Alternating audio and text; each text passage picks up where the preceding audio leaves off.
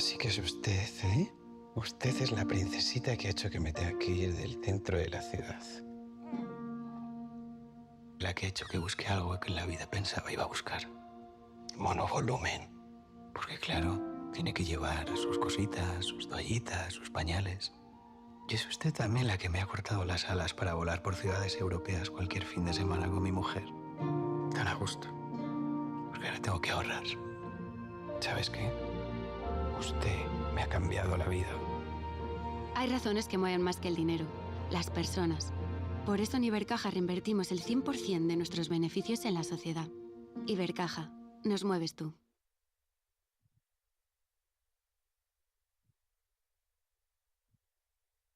All right. Welcome, everyone. This is it, the time you have been waiting all year, the World Mountain Running and Trail Running Championships here in Canfranc in the Spanish Pyrenees. And we're going to be with you broadcasting the 4 disciplines, the uphill today, the short trail tomorrow, long trail on Saturday, and the classic on Sunday. And alongside me, the man, the legend, you've been an athlete, you are in charge of the World Mountain Running Association. Jonathan Wyatt, welcome and thanks for being here. Well, thank you very much. It's a pleasure to be here, Martin. I'm really excited to join you all over the next four days, so stay with us and we will give you the rundown on these exciting competitions. And of course, today we kick off with the shortest and the fastest uphill racing that's possible with the uphill competition. The officially called the uphill race for the World Mountain and Trail Running Championships. And so, as you can see on these images, those are live. This is the weather that the runners are going to be running in today. So, perfect racing conditions, Jono. The sun is shining, no clouds up in the sky, but it's chilled. It's not going to be too hot, so they're going to be able to dust off the engine and go all out without overheating, which would probably lead into very, very fast times. Yeah, they're going to be climbing the course really, really quickly today, and we'll give you a rundown on the track itself as well. But for sure, conditions are cool. I think it's more challenging the warm-up today. The warm-up's absolutely crucial because it's really cold down at the start. We're talking about 5 or 6 degrees at the starting area, and they'll be warming up in the shade. But then when they arrive, they'll be up in the full sunlight, but still up the top there. There was snow on the top of the track yesterday, but you can see from the images today, all clear.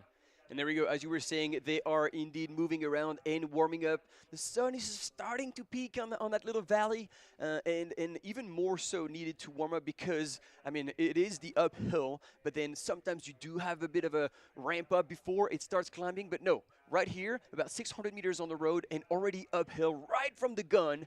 To kind of spread the field a little bit before they hit the trail. You are going to see an absolutely crazy start.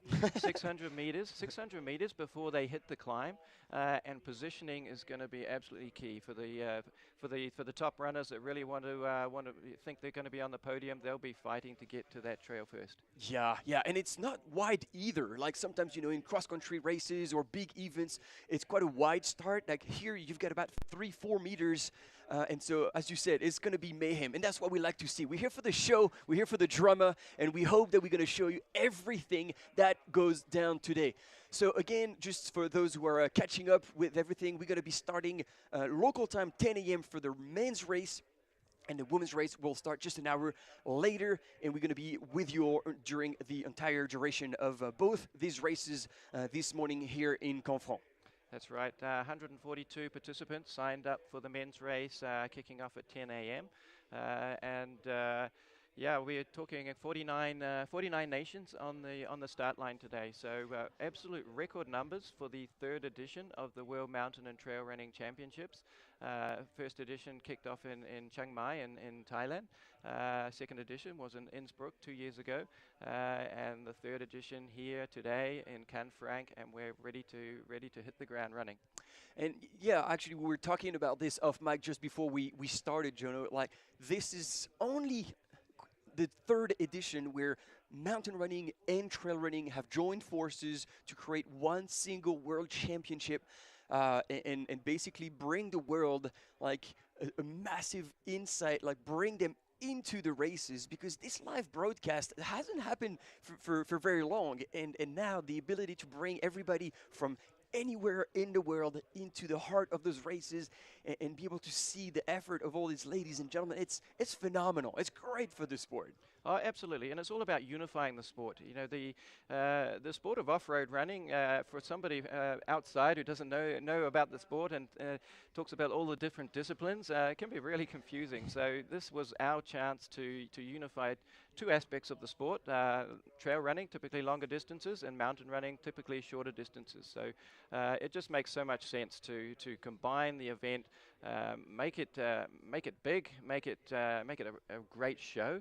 And with the backing of World Athletics, 100% behind it, yeah, it's got momentum. Yeah, and so here you see already runners eager to get going, lining up at the start.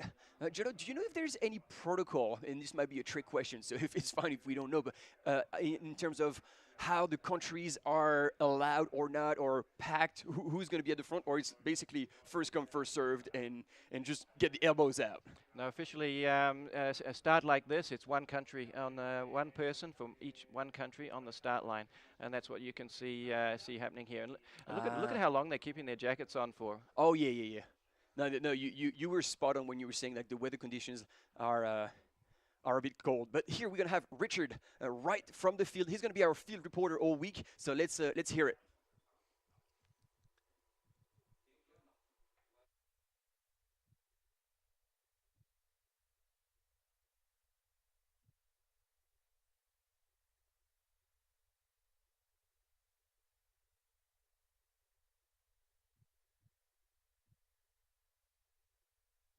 30 degrees for them to scramble up to these final few meters. We're at about 2,300 meters right now. Of course, they'll have climbed 1,000 meters just to get up here from the start line. But right up here, the atmosphere is really building. You can see just behind me here some of the other teammates from the Australia team. Australia team, give us a wave.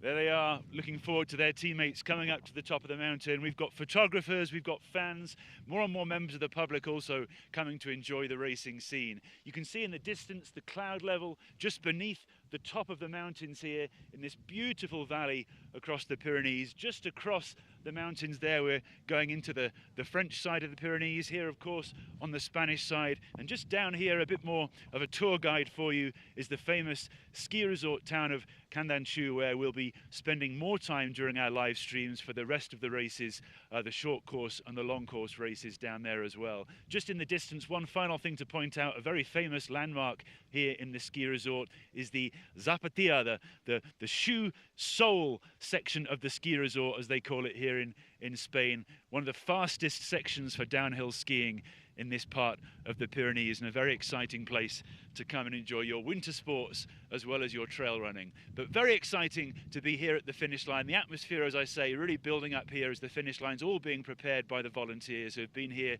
since the early hours of the morning, braving the cold temperatures to set everything up and make sure that everybody here is ready to welcome the runners as they finally reach the summit here at La Raca to finish their uphill sprint and kick off this World Mountain Trail Running Championships series of events. It's back to you guys in the studio. Great, thank you. Hi, here's Mayayo to share with you the secrets of the uphill course. Now, it's a special uphill course developed for this World Championship because the classic local uphill is steeper than it will be in this World Champ. We will be climbing that mountain right behind me, La Raca, which is one of the key summits of the ski station at Astun. Personally, my preferred slope. Now we'll be climbing all the way up to 2,300, 2,278 meters tall, but we shall do it through a very logical trail which goes ever steeper as it proceeds. Switchbacks, and then once it reaches the ridge, it does become most challenging at the end. But I would like to focus today because I would like to share with you that both Kenya and Uganda are the traditional powerhouse on the list. uphill. There is nothing until the end. We have a man today, Patrick Kipingeno, who has been twice world champion uphill, both in Thailand and in Innsbruck. And he's aiming for a third gold. It will be unique. But he's not the only one. There are other great talents.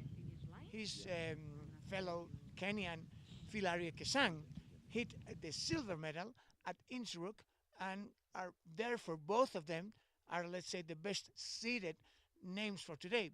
But Uganda is going after them with a great team. We know they always deliver, but it's a completely new team.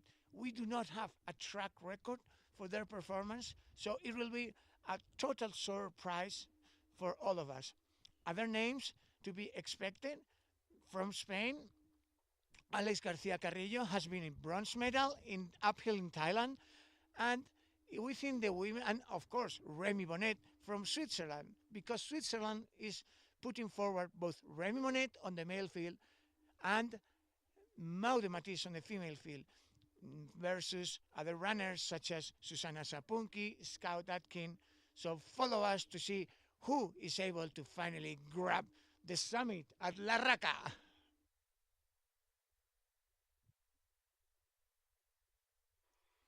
Here we go, and this is the 3D map of the course. So as you were saying, a bit short in the valley, and then they're gonna hit the serious part of the climb all the way up, and lots of switchbacks actually. I think switchback is gonna be the name of the game this entire week, looking at all the courses that we've seen and see here right on that ridge, which is gonna be phenomenal because we're gonna have aerial shot and drone footage from that race all the way through on that ridge, and the images will be absolutely stunning. So here he is actually from Switzerland, Remy Bonnet with the white t-shirt. Let's keep in mind then the actual world champion, the title world champion, Patrick Kipingeno, right next to him. He's kind of young gun, young buck who's been training with him the whole time.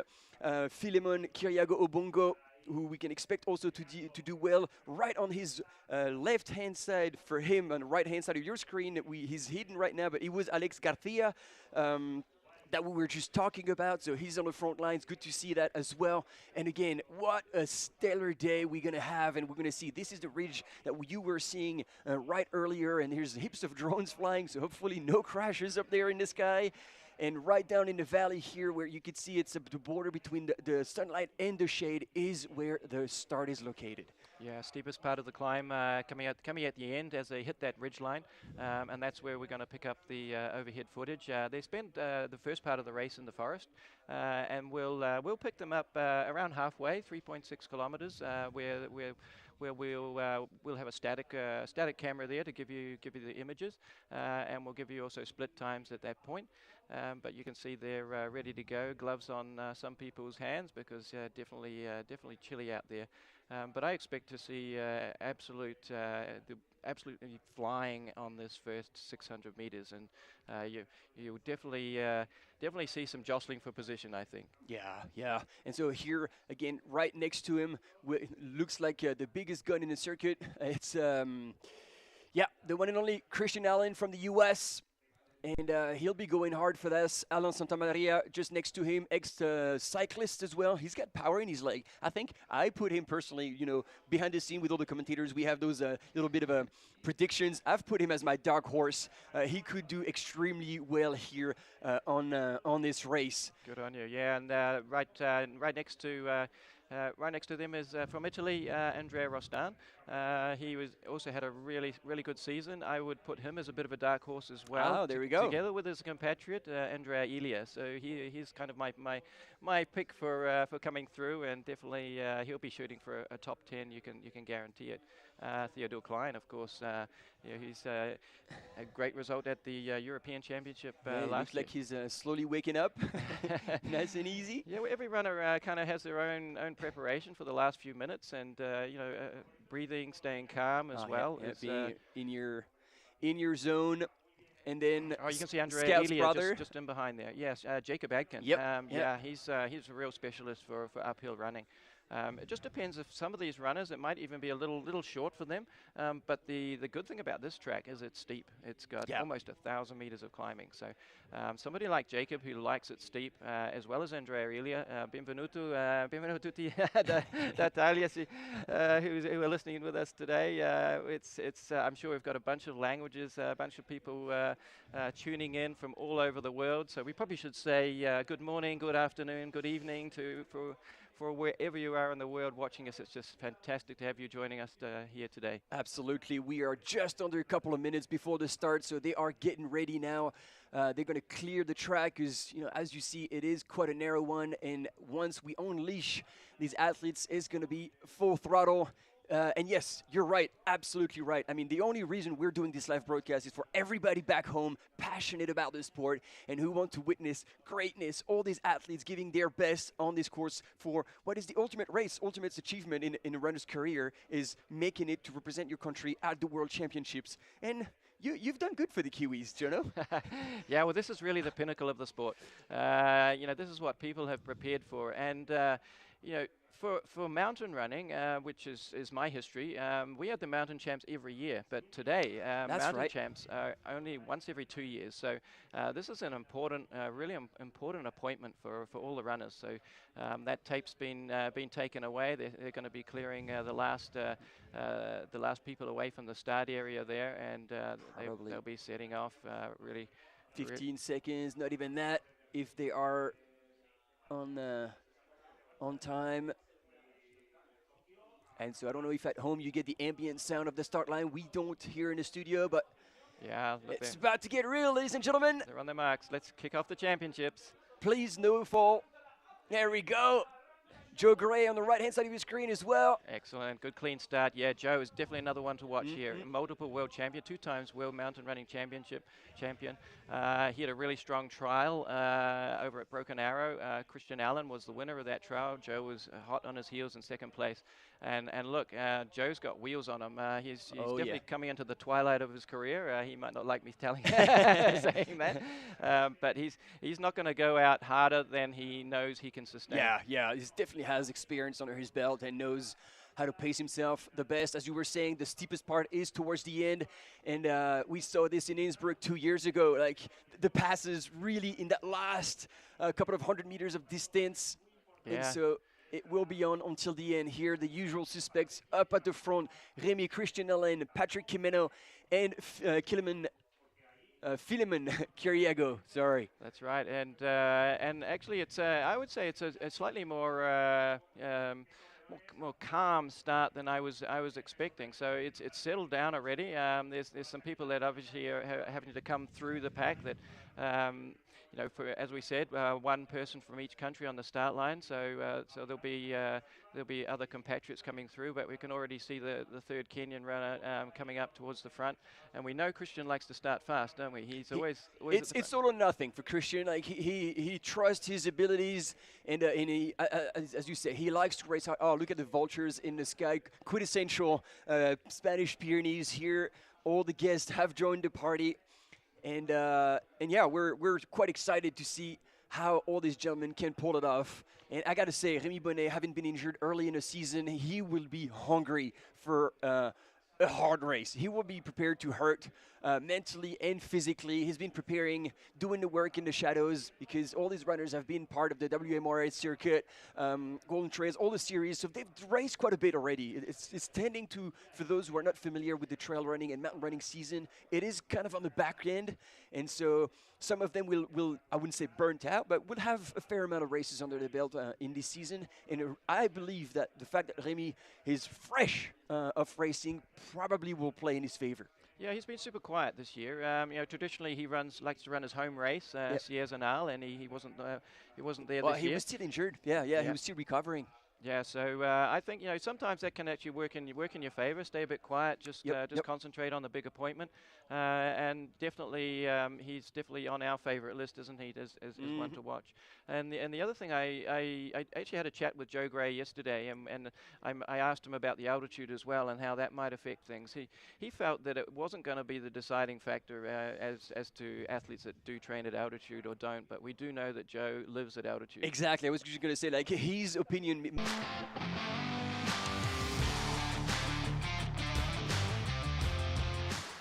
Estamos en la zona de bosque de los primeros kilómetros de la carrera de la subida vertical, uphill, y en esta zona pues es un terreno, como veis, variable, ya duro con pendiente, pero que va alternando con subidas más duras y más suaves, con mucha curva, en el que los corredores seguro que van a ir muy rápido, corriendo, y van a empezar a abrirse las diferencias. Va a ser la primera zona en la que veremos que se creen grupos, y cuando veamos que salen a mitad de carrera las imágenes que tengamos desde dron, podremos ver cómo se empiezan a configurar esos grupos de carrera con los favoritos.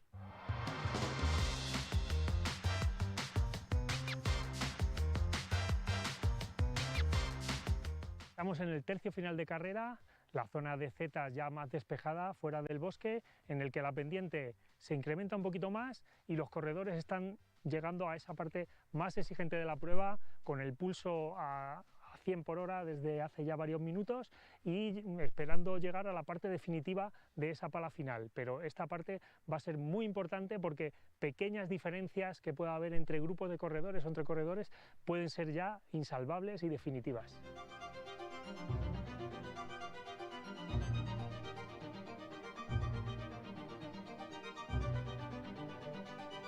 Y estamos ya en este tramo final de la prueba uphill, esa pala durísima de más de un 30% de desnivel para llegar a la cima de la raca, en la que los corredores, de una forma agónica, tendrán que hacer ese último esfuerzo, sobre todo si están peleando por la victoria o por puestos importantes.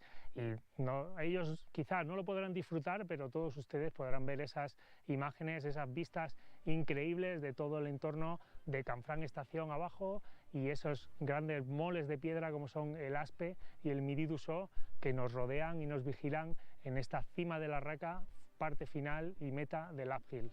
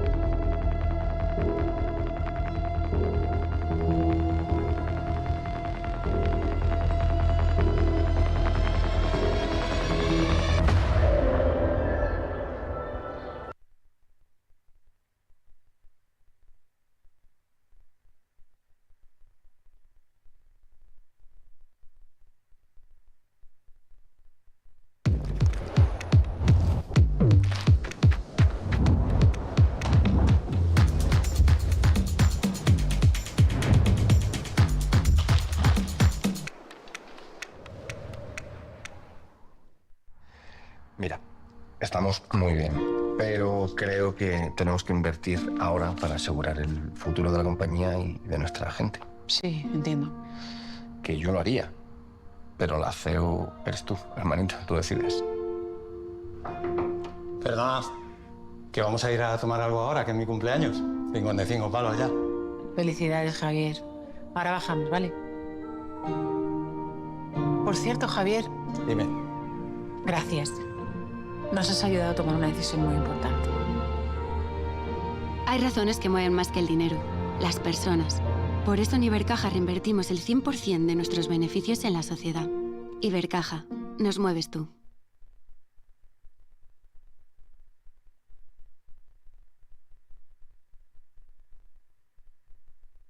Summer doesn't ask. It just arrives and turns the mountains into a living stage. Silence, altitude, and a heartbeat driving it all.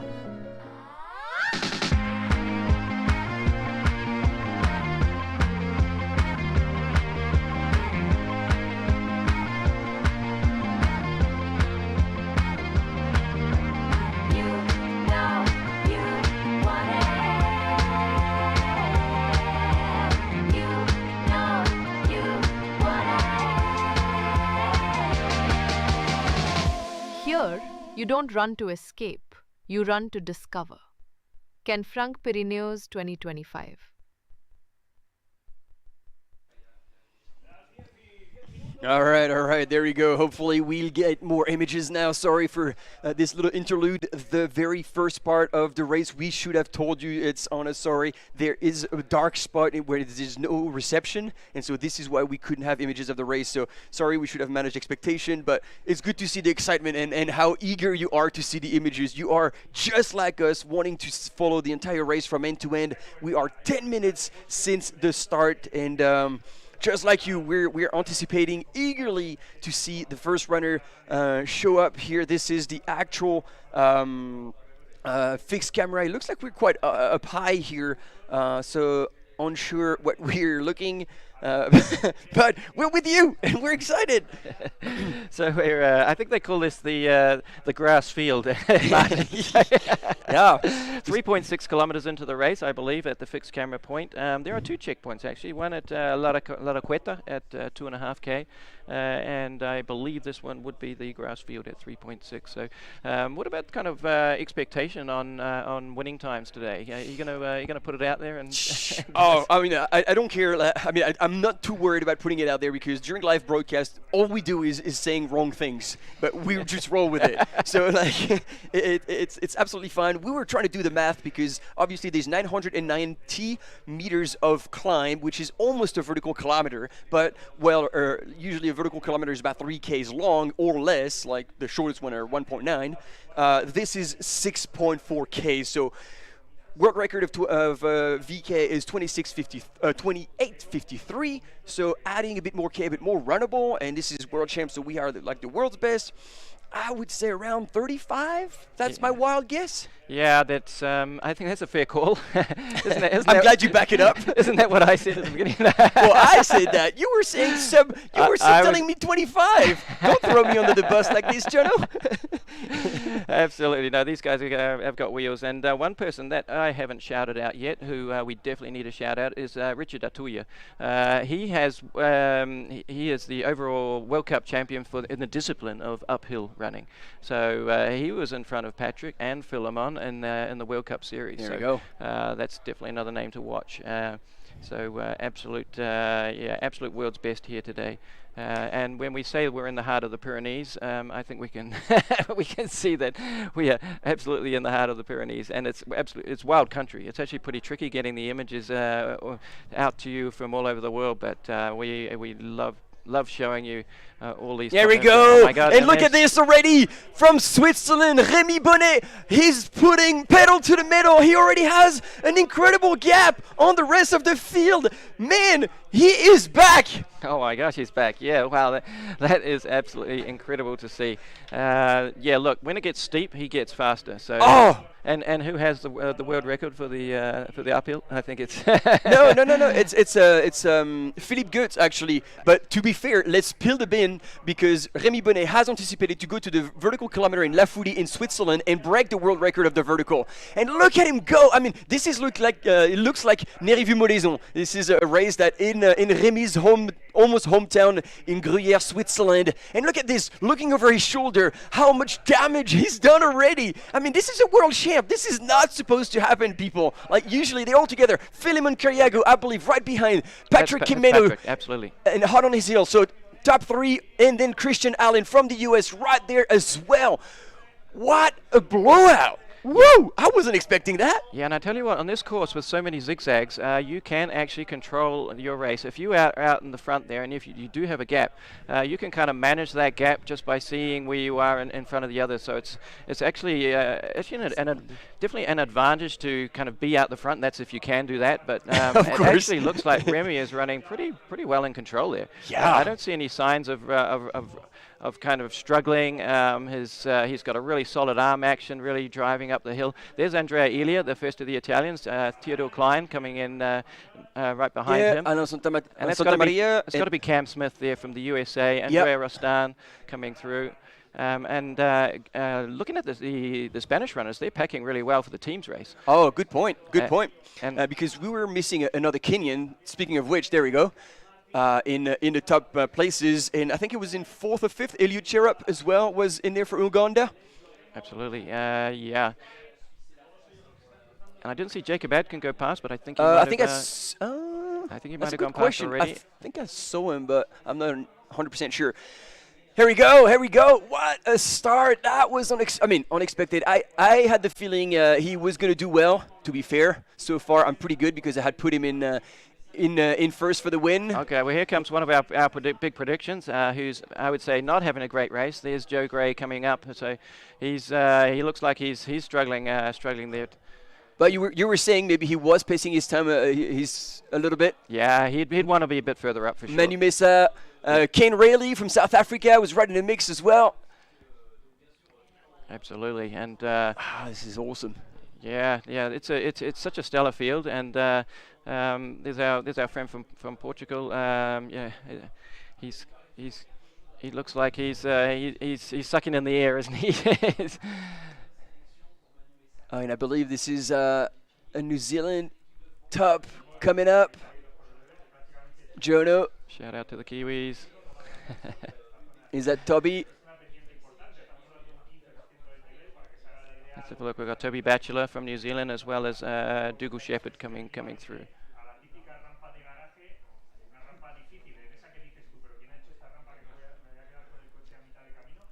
And imagine here, I mean, it's awesome to see all these countries. You were saying 100... we've got 49 countries. 49 countries 142 and 142 participants. And but when you think about already these runners here and how far ahead Remy was, the discrepancy on the field that is still a world champ is mind-blowing. Yeah, 3.6 kilometer point, I believe, at this section. Would it be already? 17 minutes? It's either 2.5 or 3.6. Might be 2.5. Because otherwise we would have actually the split on the screen. This is what we could actually check right now. If we have any splits at the grass field at 3.6, and looks like we get nothing yet still. Okay. So here's one of the Kiwi runners coming up. Let's check that number. It's Dougal Shepherd coming through. Australia, so Toby was up ahead. Runners have come from all over the world. Furthest distance away, we have to say the New Zealand team coming. It's quite the trip. Yeah, you know all about that, Martin. Yeah. Arrived on Monday. From there.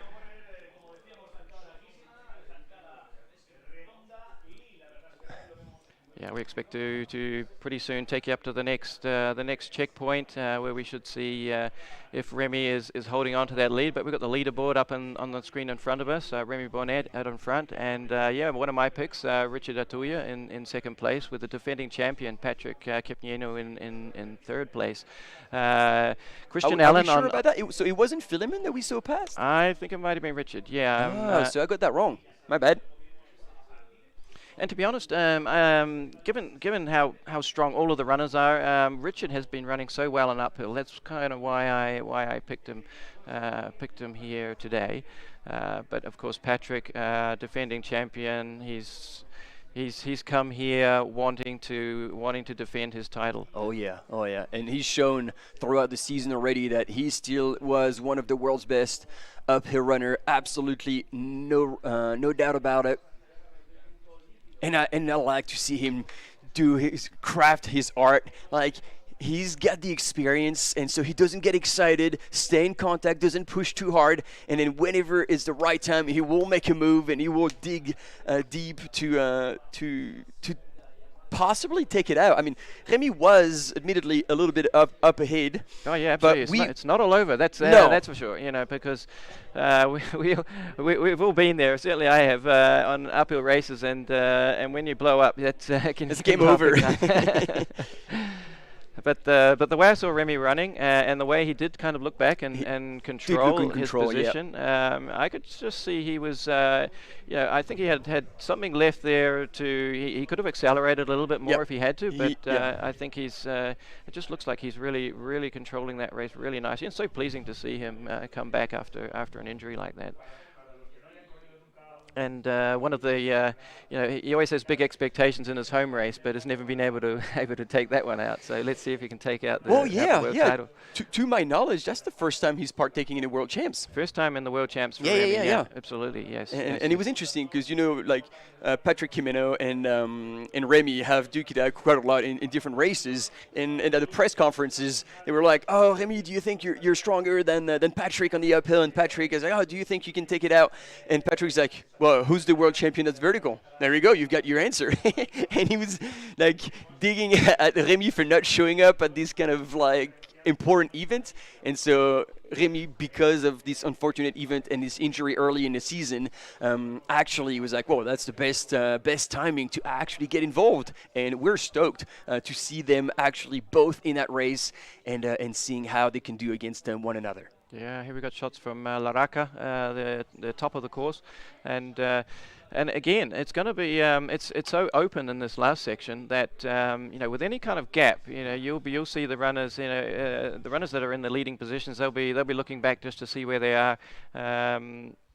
And of course, the runners coming up behind, there's no hiding at that point. So, they've either got to give it all, try and close down any gap that there is, and kind of play the psychological card as if they're closing the gap and putting pressure on, and the runners out front are just going to be, trying to maintain that. That lead. So here we go, team. We do have the splits here, and Remy Bonnet, at the 3.6 kilometer into the race, went through in 20 minutes 09, and he was 37 actually seconds ahead of second place Richard Atuya, and then another 9 seconds back with Patrick Quimeno. Christian Allen was another 9 seconds back from Patrick Quimeno, so 55 seconds already between Remy Bonnet and fourth place Christian Allen. Eliab Cherub from Uganda was in fifth, a minute 14 back. Wow. Yeah, Remy has indeed blown out the field, and we do have another, let me do the math here. Yeah, just under 3Ks to go, so we're past halfway. Yeah, absolutely. So 30 seconds, that's a decent lead. And on an uphill race like this, it might not look that much in terms of distance.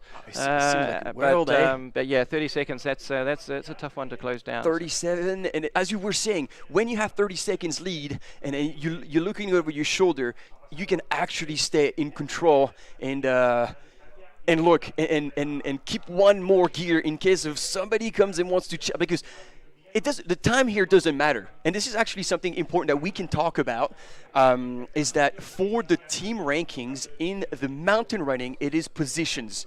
And you add up the positions of and correct me if I'm wrong, the position of the top 3 runners in the country, and that will do your team classification. That's correct, yes. So the time doesn't matter here. You're playing for the position. So you actually could chill knowing you have 37 seconds, and then if somebody comes and kind of creeps up on you, you have this extra gear to just pull it off and secure your position. While in the trail races, in the short and the long, it's actually going to be the added time of the top 3 runners. So in that case, every second counts. And this is why, like, you will most likely see all the runners sprinted out all the way until the finish line, because again, if you're racing for the team, you will want to be securing the fastest possible time you can get. Yeah, and isn't that something unique about this event, that you don't normally get in the type of running that we do, the chance to run for your country and run for your team. So that's exactly as you say. That's a huge incentive, a huge motivator, and it was so thrilling to see the countries out yesterday at the opening ceremony, to just to see how many nations that we have participating in the championships this year. A record number of countries and a record number of participants, almost 1,400 over the 4 days, and number of countries, I think we're at 80 countries. So that's really good. Yeah. And so here it's interesting. You see those last switchbacks? They actually don't look like they're quite steep. It's more runnable and just weaving through the climb. And so that's going to suit the runners who are more like familiar with the proper run, like uphill running, as opposed to, as you were saying, sometimes it gets really steep, and then you could be possibly tempted to actually power hike up that hill, which was the last 200 meters of the uphill race 2 years ago in Innsbruck, where most of the runners were actually power hiking and making their way up faster than those who were trying to run. But it doesn't look like it's going to be the case this year. Yeah, look, the switchbacks allow you to maintain your rhythm and run. We really just saw on this corner in particular, we really only saw one or two that broke into like a power hiking kind of style. But yeah, very runnable course. Sergio Mayo mentioned in the course briefing that the traditional uphill race is a steeper version than this. This is specific runnable course for mountain running. Mountain running courses tend to be very runnable. Yeah. There's not the permitted use of poles in an uphill mountain running track. So that's why the courses tend to be like this. And at the end of the day, we love to run. I always preferred runnable courses myself. But I always say to athletes that I coach and anybody doing uphill training or uphill races, don't forget about your arms. Even if you're not using poles, your arm swing. Yep. Absolutely. That gives you huge momentum and allows you to maintain a really good rhythm as well. So there we go. Word of advice from a 6-time world mountain running champion at home. If you're tackling a hill, use your arms. Use your arms. Definitely, and a real mix of countries in the top 10 from what I can see. Look, I count 9 different nations in the top 10, which is pretty stellar. That is great. Yeah, we'd probably put the favorite status on Kenya to take out the team's title. But yeah, it's I think. If we look at as long as the third runner comes home and nobody blows up from the Kenyan team, I would expect them to take out the team's title. But then from the other places, it's absolutely open. I definitely put the Italians in the mix, UK, and of course, we talked about some of the Ugandan runners who we're not that familiar with, because they don't run on the World Cup circuit that often, and so they could definitely pack well and spring a surprise for us. So I'm trying to refresh that ranking, but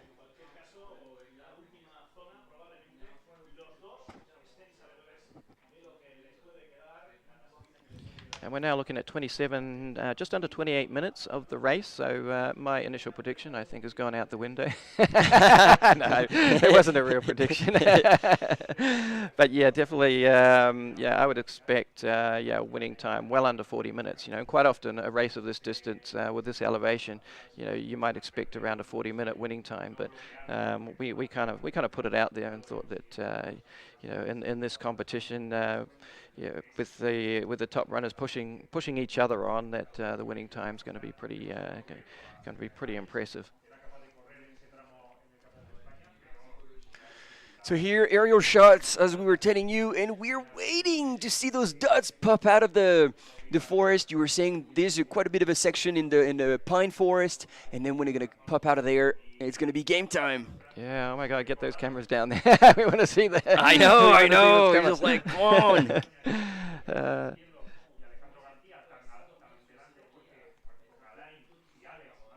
It's interesting. Just talking about this tree section. In fact, this whole area is, I would say, almost treeless as a region, and all of these trees were planted almost 200 years ago, I believe, for protecting the village down below from avalanches. So this forest has been planted by hand, and a lot of these trails have been created because of the big project to plant all these trees all those years ago. And so I can't pull it up, but like you had the top 10 ranking. There we go. So, Jono, run us through again the top 10 who went through this. Yeah, look, out in front, Remy Bonnet with a decent lead. Richard Atuya in second place coming from Kenya. Patrick Kipnieno again from Kenya, rounding out the top three. We saw Christian Allen. He's not going to be happy with fourth. He's definitely going to shoot for the podium. But seeing the last switchbacks, he's probably going to kick it a little bit. Yeah, he's a fast runner. So you say it's like they're just up in front of you, but that's so hard to close down some of those gaps. Fifth place, Elliot Cherop, and sixth place, Jacob Adkin, who he shouted out, very strong on the steep climbs, good background and vertical and uphill running. Andrea Elia, kind of my dark horse pick, seventh place. Great to see him having a really strong race. And Brian Rodriguez, Mexico, in eighth. Quentin Mailiu, you can help me on the pronunciation. Yeah. And Jonathan Camilo Castillo, 10th from Colombia. That's a really international top 10, so fantastic to see.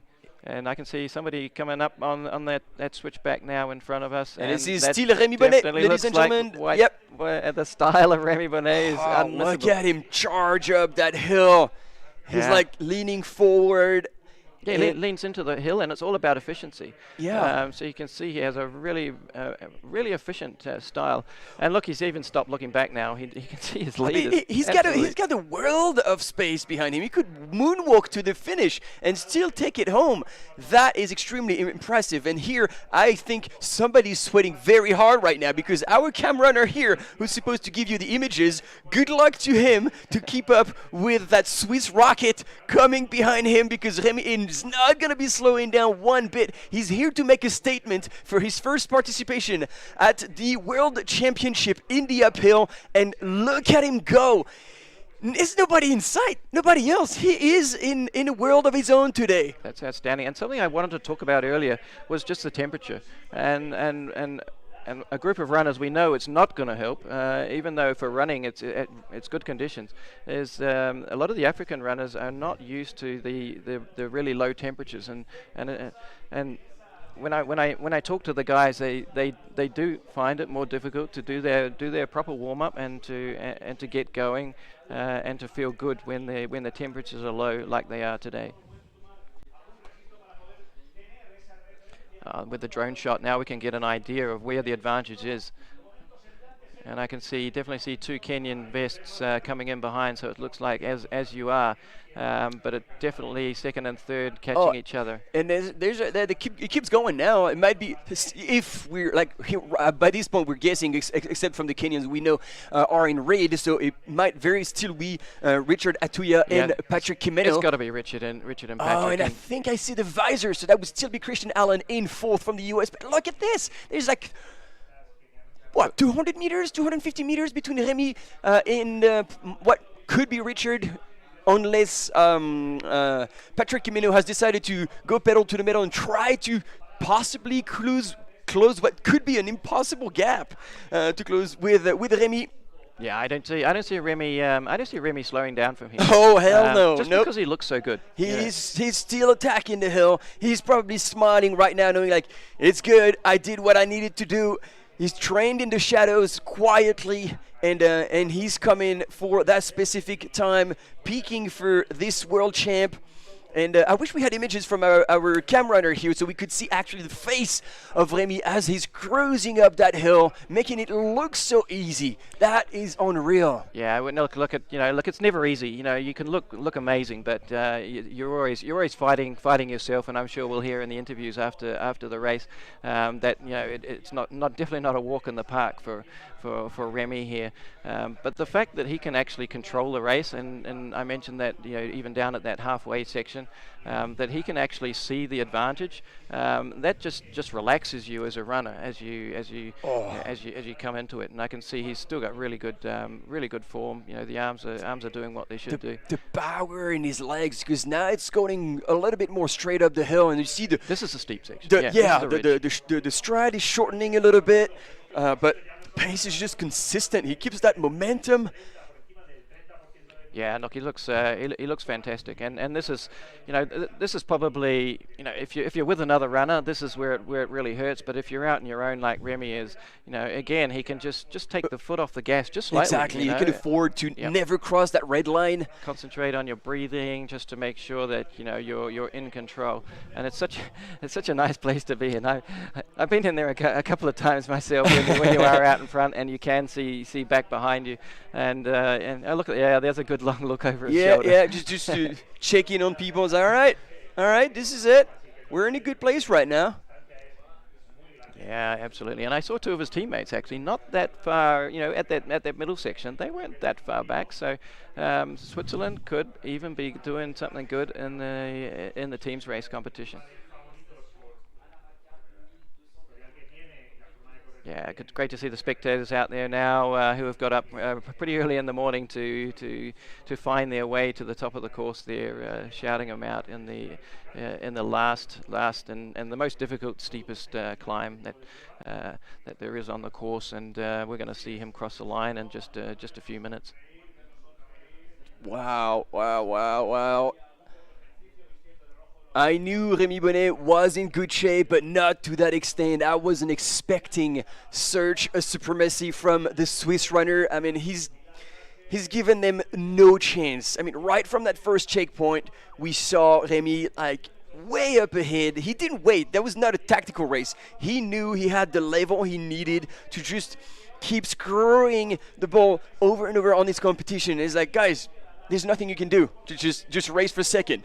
Well, the fact that we saw there didn't appear to be anyone who went out at a crazy pace at the start. I would have expected maybe the Kenyan team or Ugandan team to play a bit of a team card and send someone up the road to blow out everyone else. And and that just didn't happen today. And I think maybe the colder conditions might have affected that a little bit.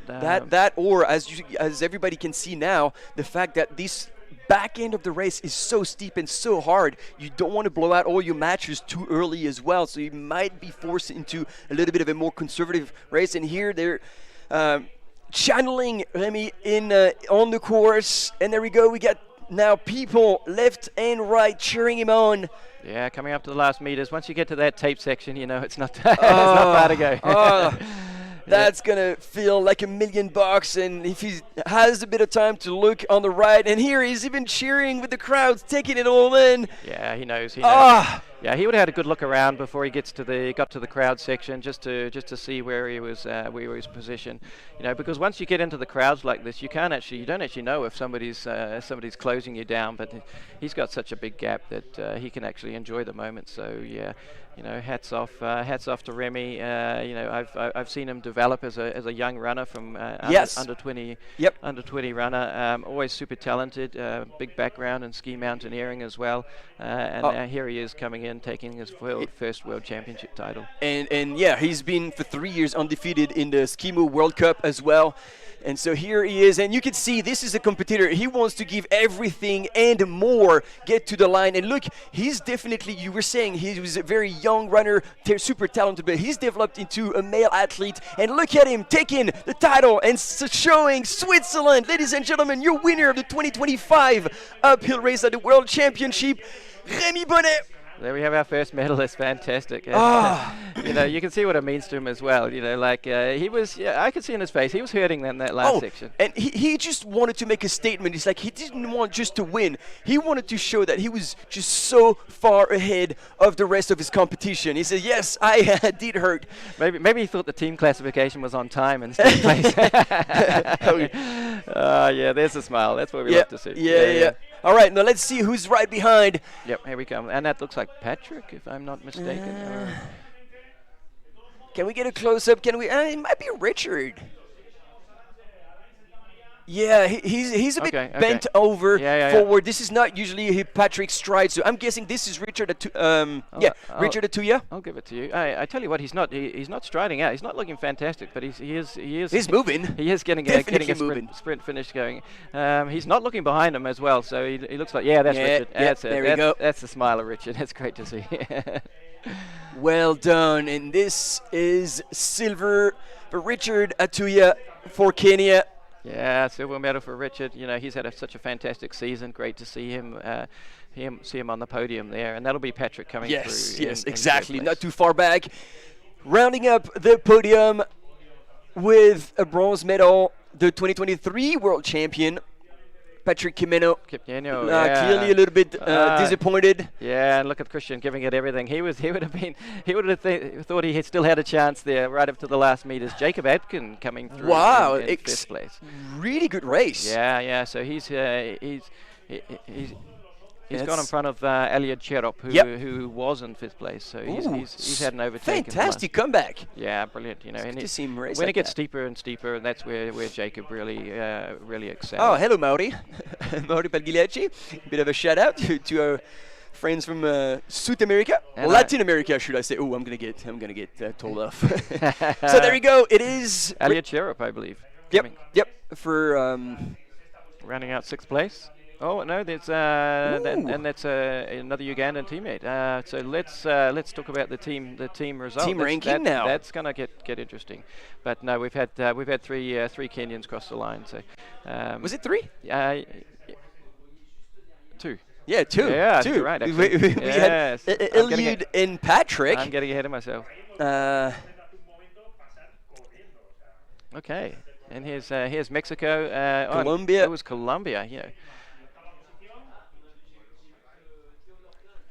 So let's see if we can get a live update at the finish line here. And that is Joe Gray here that we had right in front of us, giving a bit of a push on the final section. Okay, brilliant to see him. He's a fighter. There's no way Joe's ever going to give up. So he would have been shooting for a top 10. And he's going to be there for the team as well, trying to score as little point as possible. Once again, for the uphill and the classic, it is the positions that count. So you add up the positions of the top 3 runners of each country, and that will give you the team classification as opposed to the trail short distance and long distance, where the top 3 times are actually added up. That's correct.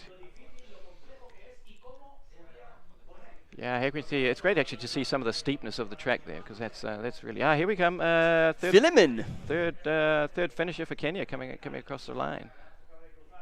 Yeah. Man, they need to adjust that fixed camera on the finish. The focus is a bit off. I just thought it was my glasses.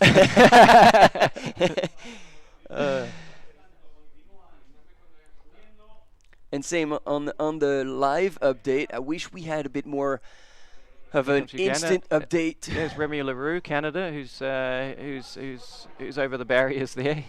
He's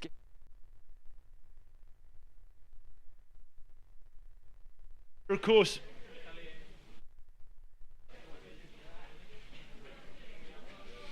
and we are here, of course, with the winner of the uphill race, the first race in the World Mountain Trail Running Championships, our champion today, Remy Bonnet. Remy, how do you feel? Yeah, I feel great. Like, to be world champion, it's always a good feeling. So yeah, happy about it. And how do you think the race went overall for you?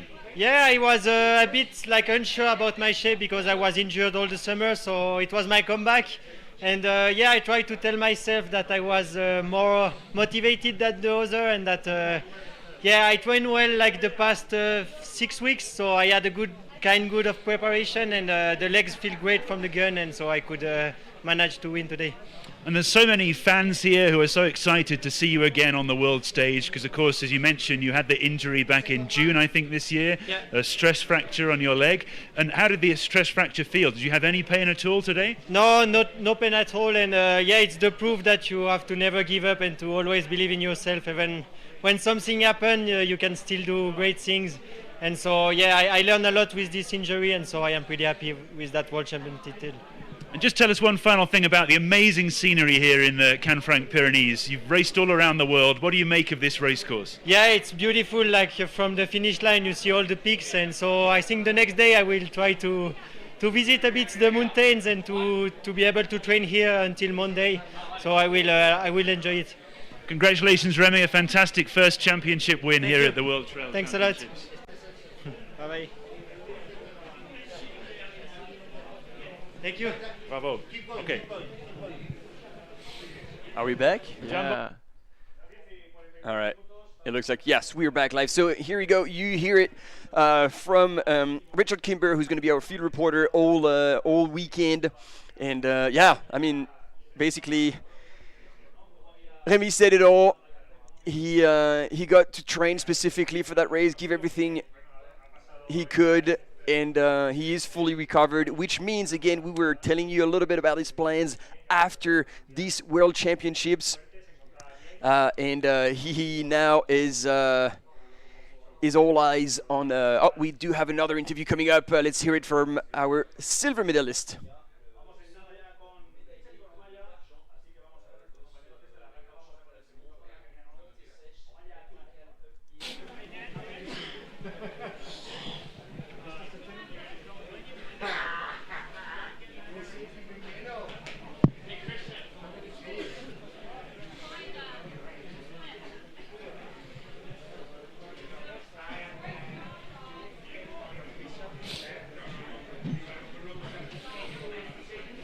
And we're here, of course, with the second-placed male finisher in the uphill challenge, Richard Omaya Otoya of Kenya. Richard, congratulations on your second place. How do you feel your race went today? Yeah, actually, from starting, it was not easy. Actually, I started with high speed. Was not easy, but I tried to manage the pace. Actually, I see my friends, he pushed more, and I tried to behind him. I see the pace was too tough. I say I will reduce to make me to finish, but I tried to push up to the end. I am happy to be this second today. Congratulations. Everybody is always so happy to see the Kenyan runners here in Europe. Was the temperature okay for you? It's quite cold here today. Was it okay for you and the Kenyan team? Yeah, this was very cold, but from our training camp, the weather is like I adapt air or climate. And just tell us a little bit about the standard of Kenyan running these days, because we see more and more top Kenyan runners. Of course, the third place runner, also your teammate Patrick from Kenya. Tell us about how the standard is just so high now for Kenyan runners coming over to trail races. Yeah, I tell the other runners, trail run is good. Actually, welcome him to train and become better in trail. Yeah. Thank you so much, Richard. Amazing second place. We're going to go straight over to his teammate just on my left here, Patrick Jimeno. Welcome back to Europe, of course. You're so experienced racing here. Tell us about how your race went today. Just come around to the side from me here. We'll just be able to see all of the different supporters of this race. How did your race go today? First of all, thank you so much. I really thank the race organizers. World Mountain Championship. This is my third time to be competing in the World Championship, and I'm very happy that I became position 3. It was not easy because we are having a lot very big names in the team, in the race, and I'm very proud to be in the podium side here. And you've raced in many parts of Europe, of course, and done so well in the past. How did this race course compare to other big races that you've done in Europe? This race was a different race. And because it was very fast at the beginning, and it was very tough, and you know, Rem is good in uphill also and Tuya, and I tried to stay with them, but the pace was too high for me. Yeah. And tell us about the races coming up over the next few days. The Kenyan team is very strong. We have runners across many of the races. I just want to tell my colleagues that we are going again for the medals in the coming races, and I'm very sure that we are going to make it. Yeah. Yeah. Congratulations again, Patrick. It's so great to have you back in Europe and racing at such a high level. Thank you so much. Thanks so much. Yeah.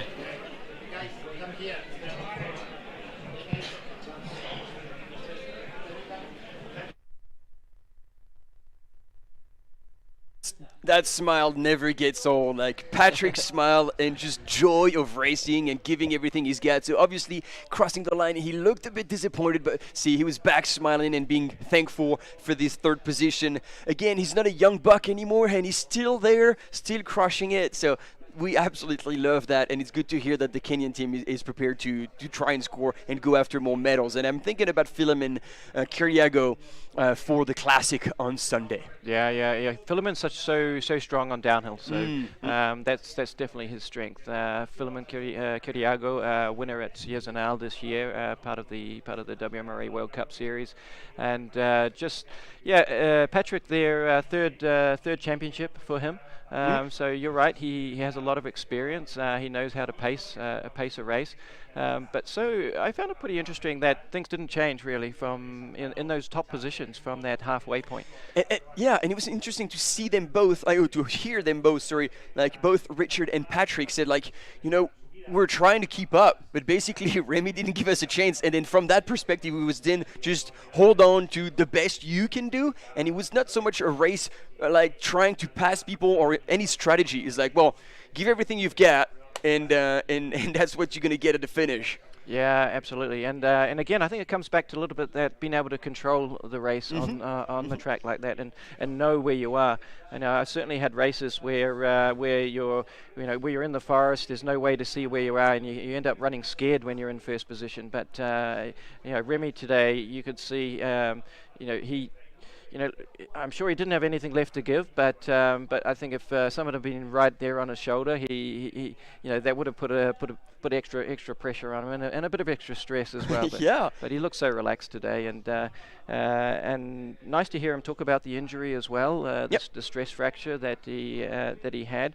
Something that you really can't run through. You have to take a complete rest, take all of the load off your body.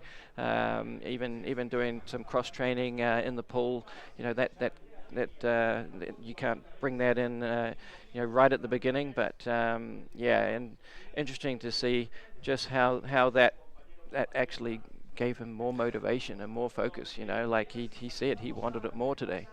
Well, yeah, you're like a caged lion when you can't race. And appreciate, and this is something like everybody listening back home as well, you can on board. It's just like when you have an injury like this, like there's no point pushing through. You're just going to make it worse. So he was smart enough to accept that the season is going to be over, and he just pulled the plug, and he was like, all right, well, I'm going to look after myself, do whatever it takes to get better, and then rebuild the health and the fitness through, as you were saying, cross-training. He did a lot of biking.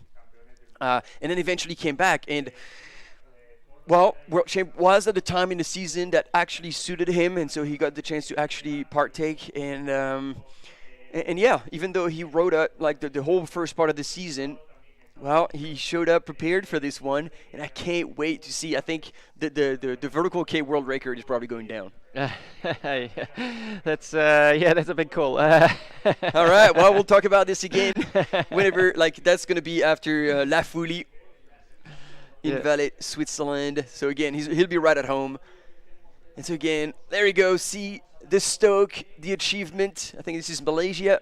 Great to see so many participants, so many countries, and and every runner will have their own objective for the race, their own goals. Whether it's coming in the top positions, top 10, top 20. They'll be. You fight for every for every centimetre on the course. a lot of runners would have known they're not fighting for the medals today, you know. But look at what it means to them to come in, representing their country, knowing that they've given everything out there today. Oh, so good. Look at how we're back to the women's race on the start line, ready to go, counting down the last minutes, 7 minutes to go. There we go. And certainly warm-up wise, I think they would have had the better deal today, warming up a bit later, being able to get out of bed a little bit later as well. It's a little bit of a drive for them to get over to the starting area from where the accommodation is. You know, we are in the heart of the Pyrenees. We're not in a big city here, are we? No, Canfranc? no. And it's a good thing, because I don't think you'd find such hills in the big cities. Yeah, exactly. So let's shout out some of the top runners. So right in the front picture of the screen from Finland, Susanna Sapunki. She's had I would say a quiet mountain running season this year, concentrating on a lot of road running. So she's been doing some faster training. So definitely one to keep an eye on. Lara Hottenrott, she's come off a win. Yep, that's one of the names you brought up, Jono. Absolutely, yeah. So from Germany. She'll be, and actually the German team, looking at the names on the German team actually was definitely ones to watch with Nina Engelhardt as well, European champion. So she's definitely one to watch on a tough uphill track like we have here today. And we saw also French Christelle Dewal. Oh yes, we've got a shout out to the French team. So she's had us. Again, we don't see her a lot on the World Cup circuit, but the race that we did see her at Vauban in Briançon, beautiful part of the French Alps. She absolutely dominated. She really did actually, which was the French trial as well. So, and again, someone with a lot of experience, and she knows how to prepare for the big appointment. For Spain, it was also Nayara Irigoyen that was on the front line, and it's a good thing there is that man on the finish line, because you need to make those barriers a little bit more sturdy, because people are coming across the line absolutely spent, and they need to hold on to whatever is available. Definitely, and it would be very remiss of me not to mention my personal favourite for the women's race, Scout Adkin from the UK. So we talked about Remy Bonnet, an injury, so we can also talk about the same theme with Scout as well. She's had a recent injury. She twisted her ankle really badly, wasn't able to put any weight on it for quite a period of time, and so she is another one who has had to cut short her racing season and rehab and reset, let's say, and then do her last really pivot and do her last quality training in other ways. So. Am I right that Scout was actually WMRA champion last year? And this year. Yes. Yeah, so even though she didn't run the World Cup finals, she had enough points to take the title. So, she's had an amazing season again. Yeah. Beauty. Absolutely. Can I also shout out my dark horse pick? I'll give you the chance as well. But Kirsty Skye Dixon, again from the UK. She concentrates on uphill running. There's Christelle Dewal there in front of us. Oh, and Maud Matisse, we haven't talked about her just yet. From Switzerland, could it be another medal for Switzerland after Remy Bonnet taking gold? I wonder if she knows. Yeah. Oh, they would have told her. They would have said, Maud, look, Remy did the job, just you can do it as well. And it's not going to be an issue for Maud anyway, because she always races hard, and I guess that's one person also who could be really doing well in the last part, because she might very well be power hiking faster than anyone else running on that last steep section. So let's keep an eye out on her. If she's not in the lead or if not up ahead, she could still do extremely well. Yeah. And there you go, Nina. You were talking about her. Yeah. All smiles. Scott in there, 15:45. Oh, And, Anna do we have Gibson Jade? as well from the US. Anna Gibson, yeah, that's definitely one of my favorites as well. So Anna Gibson, USA. For everything runnable, yeah, she is definitely going to be up here. And is that Jade Belsberg from Canada there? Suzanne Sopunki, 15:39. Again, she actually won the final World Cup race in the uphill discipline. So she's even though she hasn't raced a lot, she's definitely one to watch.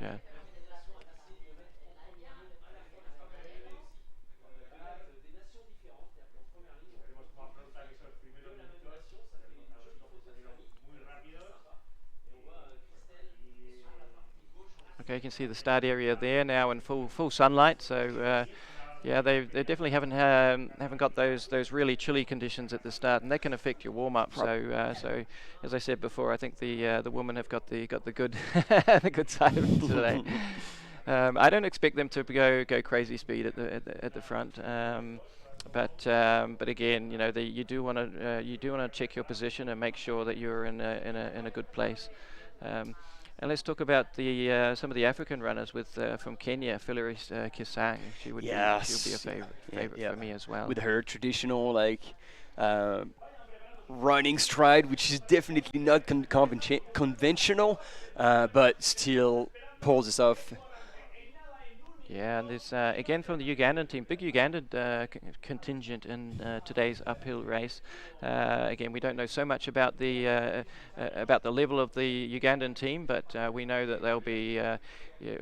We definitely expect them to be around the top 5 or 10.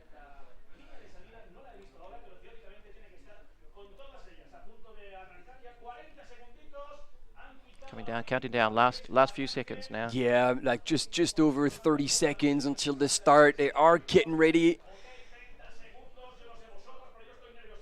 And so again, we're going to have images of the first few 100 meters, and then this is the dark spot of the race, so bear with us. We're going to probably have a few adverts or maybe a bit of an interview or videos. Possibly, I mean, I think it would make sense to be going back to the finish line to see the rest of the men's finish. Yeah, we'll try to update on the team's race as well if we can find the results. Because the result website seems like it's crashed right now because we were trying to reload it, but it didn't quite work. Ladies and gentlemen, we are seconds away from the women's start in the uphill for this 2025 World Mountain Running Champs, and it is on. Yeah, they're off. Yeah, I can see it immediately. There's no kind of real fight to or kind of jostling to get to get off to the front. But Maud's straight out there and on her own there. Pulling away a little bit. Rest of the field is going to just come into play. Yeah, Anna Gibson there on the far side. Nina, Christelle. Ooh, there we go. It's Uganda. Uganda, two coming on the sides. I didn't mention they could be a surprise. And 4. Yeah. Holy moly, Team Uganda is actually taking over the start, and it's 4 out of 4 in the lead of the women's race. Is this going to last, ladies and gentlemen? We shall see. Yeah, it's just team tactics coming into play here, Martin. You were talking about this, Jono. Indeed. So the thing is, isn't there the purpose of the team tactic to send one to blow out everyone and the rest is comfortably sitting down? But no, they are top 4 here in the lead of the women's race.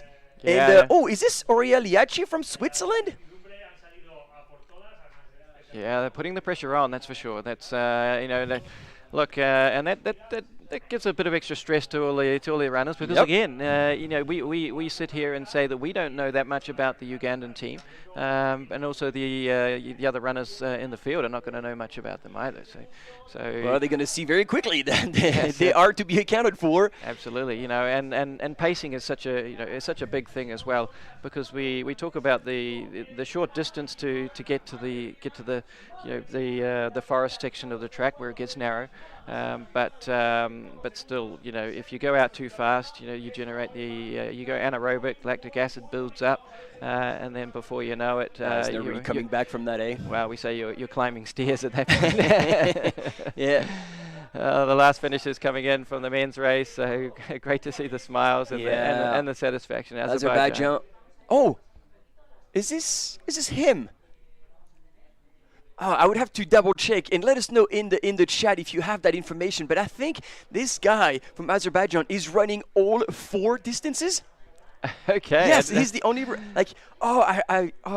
I will confirm that. I will get the data. But yes, that was my understanding, is that he will race all four, and he's the only representative of Azerbaijan. I think he's also the kind of the team captain and the runner. He's basically the jack of all trade. And he's gonna get his country flag up high across all four start line and hopefully all four finish line, because if that's him again, and I need to double check, but he did that already in Innsbruck, but for the long race, for the long trail, he actually didn't make the cutoff. Yeah, so he couldn't make it to the finish line. And we'll talk about that during the competitions and just how difficult those two trail courses are. So yeah, that's a big program, isn't it? Over 4 days. I'll let Martin do the search for for the status of our Azerbaijan runner. But yeah, great to see such a good spread of nations, and it's nice to be able to shout out countries that we don't normally not normally able to shout out. So fantastic.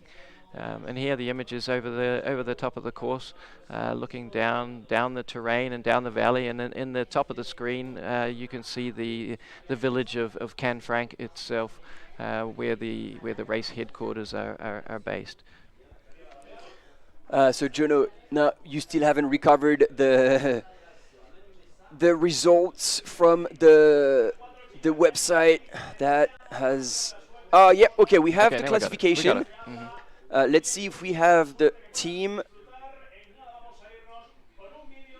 Okay, we do have a quick video coming up, and we'll be with you shortly after that with the team rankings. Hopefully, stay with us.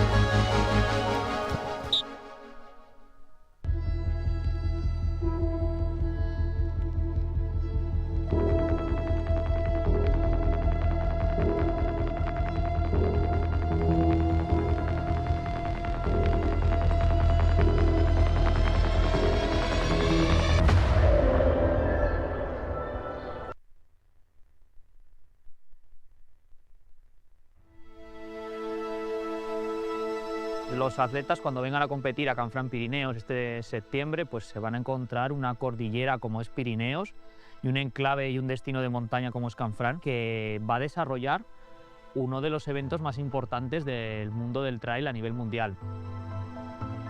Bueno, el estar en un sitio pequeño al final es cierto que te condiciona, ¿no? Yo no dejo de ser también pues, un alcalde de un pueblo de 600 habitantes, entonces parece que siempre cuesta un poquito más, ¿no? el llegar a las instituciones y a las empresas y etcétera, ¿no? Eso es un reto, ¿no? Pero también yo creo que es una oportunidad de demostrar que en zonas despobladas, en el mundo rural, se pueden hacer grandes eventos, ¿no? Para mí, las montañas de Canfranc es el sitio donde, pues desde crío, ¿no? Has estado, salías de casa, te ibas al monte, para arriba, para abajo. Que lo que más sorprende es el valle en general, el ambiente de alta montaña en que nos vamos a mover y circuitos, pues bueno, muy naturales, para nada forzados. Ese reto que va a salir bien, estoy convencido que va a salir bien, va a animar, ¿no? a otros territorios a poder hacer grandes eventos, como digo, en zonas pues, bueno, que en principio no están preparadas, entre comillas, pero sí que tienen una grandísima ilusión en darse a conocer, ¿no? Y toda esa experiencia previa y toda esa evolución que ha habido, sobre todo desde 2020 hasta ahora, hasta 2023 y 2024, es lo que ha hecho que Canfranc pueda llegar a ser ese foco, ese epicentro del trail en 2025, y que todos los ojos de nuestro deporte pues estén depositados en Canfranc, ¿no? Y nos estén mirando desde todos los lugares del mundo.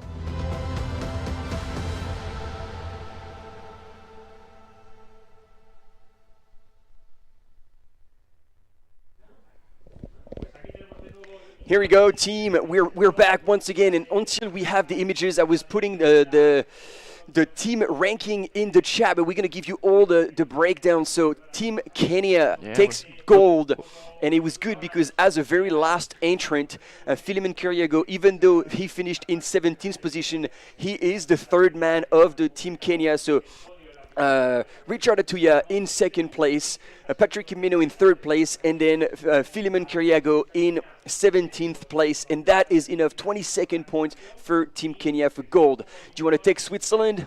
Yeah, click on that. Yeah, look how and yeah, we've been busy. We always keep it busy. Yeah, of course, René Bonnet, such a fantastic run out in front. Jonathan Schmidt coming through 13th place, and didn't the Swiss team pack well? Because in 20th place was Dominic Rowley, and 21st Jonas Soldini. Look, to have a team performance like that, all four runners inside top 21, I think that's probably the performance of the day. I would absolutely second that. If we should have done dark horse in teams, and Switzerland definitely would have been there. And so then Team USA for bronze, with Christian Allen in 4th, Cam Smith in 11th, and Tyler McCandless in 26th position. Yeah, look, Joe Gray faded 34th place. Hard day for Joe out there, Joseph out there.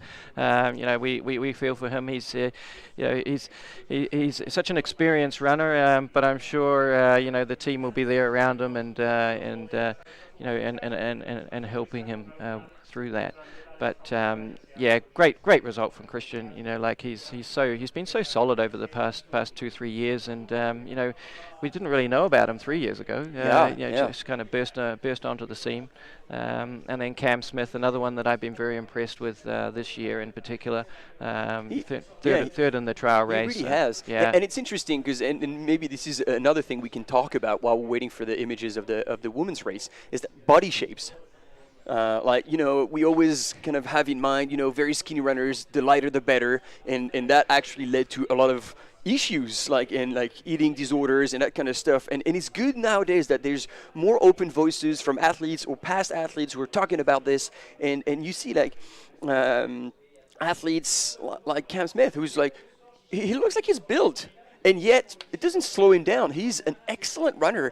And so I like that we see that kind of diversity and play out. And even Rémi Bonnet, you were saying, he's had a super long career, and he was in there very, very young. And back then when he was actually in Limone, the sky runner world champion both in vertical and in sky and short distances the same year, he was extremely skinny. And then he got injured badly, and he was out for 2 years, and so it took him a lot to process that physically but also mentally, to be exposed to the world at this level so young. It's quite a challenging undertaking, and then he's developed and grew and became more mature, had more experience under his belt, and you can see now he's built. He's got really strong legs, which we see as well with the Kenyans who are doing well in those races. They're not the body shape that we see in marathon running, for example. Yeah, look, there is a lot of diversity, and take Cam as an example, very strong runner, and he's very powerful legs, and that definitely helps him in uphill running, and you'll see it all through all the competitions, all shapes and sizes, and it's not a given that you need to be you need to be light to be fast. Of course, we always talk about the technical side of it as well. So, being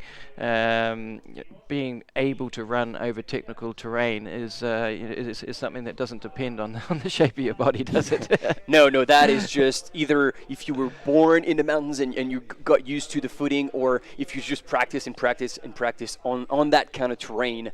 Yeah.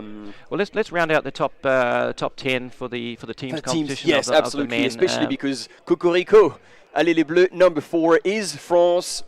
Yeah, absolutely. So Kenya in first place, 22 points. Switzerland, great result for them, 34 points in second position. The American team, United States, 41 points in third place. France, great result also from them, fourth place with 47 points. And then it's interesting because on equal points, both Uganda and Spain, fifth and sixth place. So in that situation, they take the First? position of the top top runner of the three runners. Well, as I understand, of the third runner, the third runner. Oh, it's the third. So okay. So Alejandro insight. Garcia was in 29th place. So let me just check that. And the third place Ugandan. Actually, it's not correct at all. So he was 42nd. So maybe I'll have to check my own rules. Oh. Because I was trying to look as well, and I thought it was the top runner, and so Uganda was 6th. Yeah. Okay. Let's go with that. Spain was 14th. So maybe. Yeah. Position of the top runner then. Okay.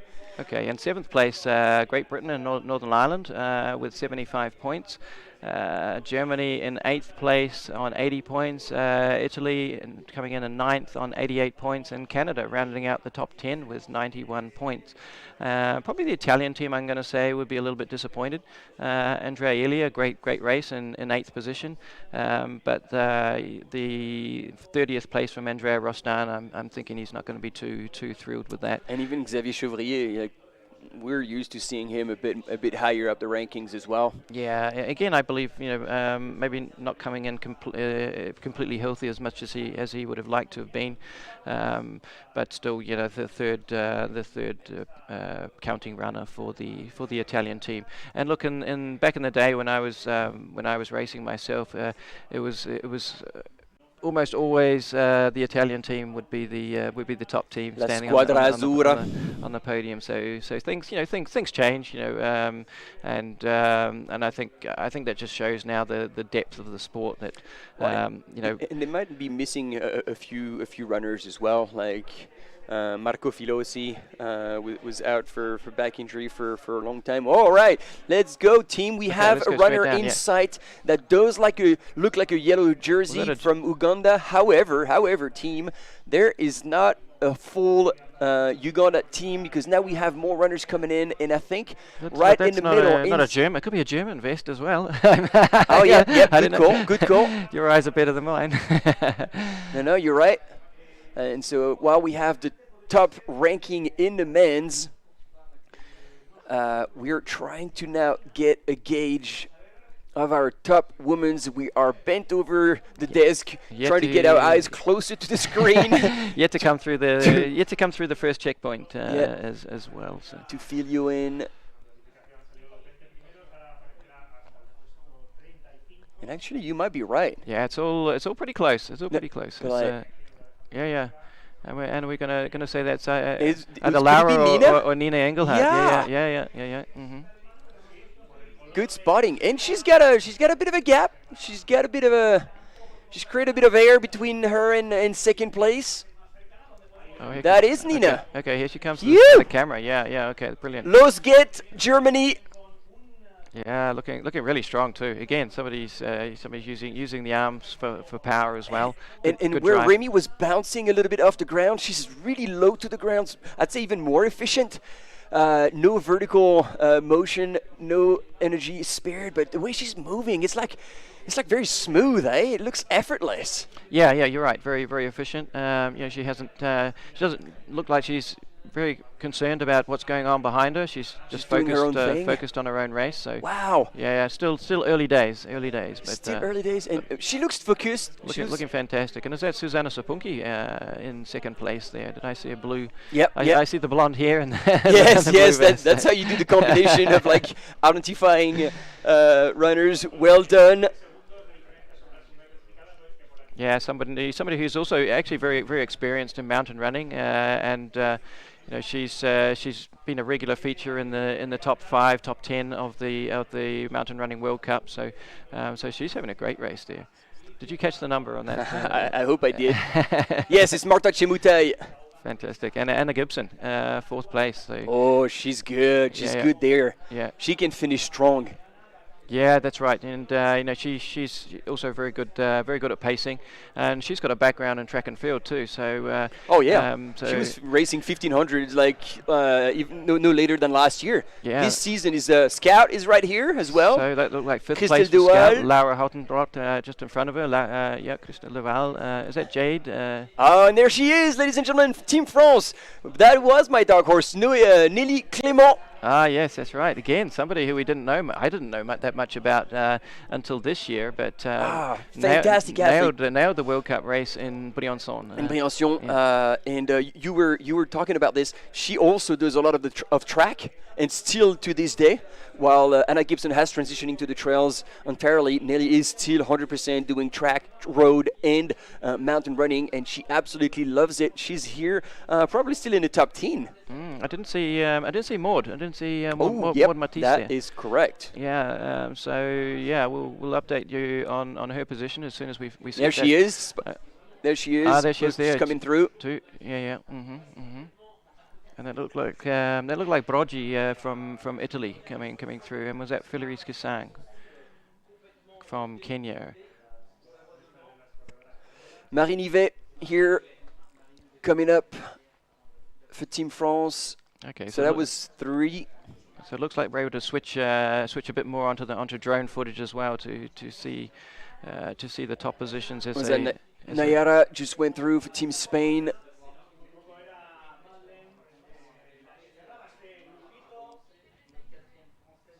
And again, it's pretty like the men's race. Pretty spread out from the from the top positions. There were gaps in those, in the top 5, top 10. Now in the middle of the pack. Again, for the teams competition, every place counts. And it was Hilary Allen, I believe. Yes, of course. Yeah, we haven't mentioned Hilary again. Another experienced runner. Even though like she was shining a little bit more in scout running races, slightly longer. Yeah. She made the team fair and square, and was there racing hard. Yeah, that's right. Great result. Yeah, New Zealand coming through there. Great running.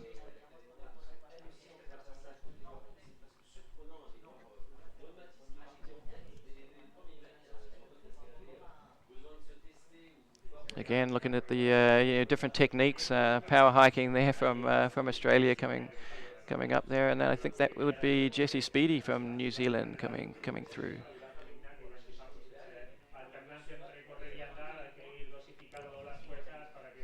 Okay, Team Slovenia coming up. And so I'm still hoping that we could get some sort of update. The men went through in 20 minutes, so actually it is right now, this second, 20 minutes since the start. Oh, actually it's on the top corner of your screen, so I should stop looking at my watch and look at the screen instead. But so yeah, 20 minutes on the clock, so there will still be a little bit of time until we see the top woman going through that first checkpoint at 3.6 actually, 3.6 kilometers. Kind of catchily named grass field, the mid section. Oh, and I'm a bit worried at the minute because the live tab has just disappeared from my screen, which, as they say here, no bueno. I'm glad you still have it. The two of us, we're actually going to be able to scrape the results. Okay, just trying to scroll down the field.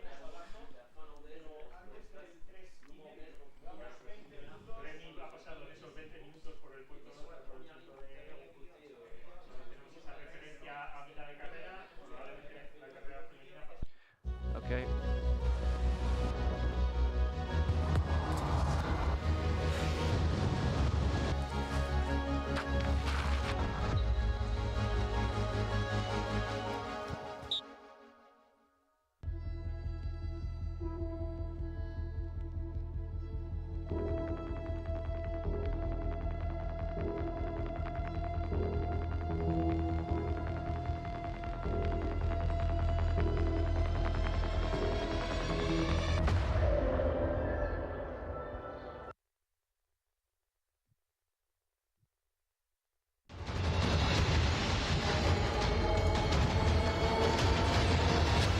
first time ever. The World Mountain and Trail Running Championships.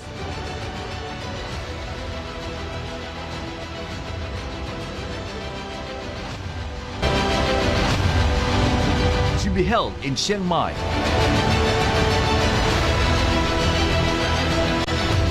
The dream running route that will fascinate participants for life.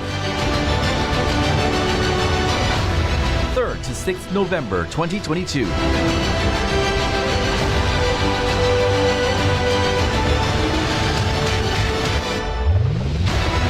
Amazing Thailand First World Mountain and Trail Running Championships.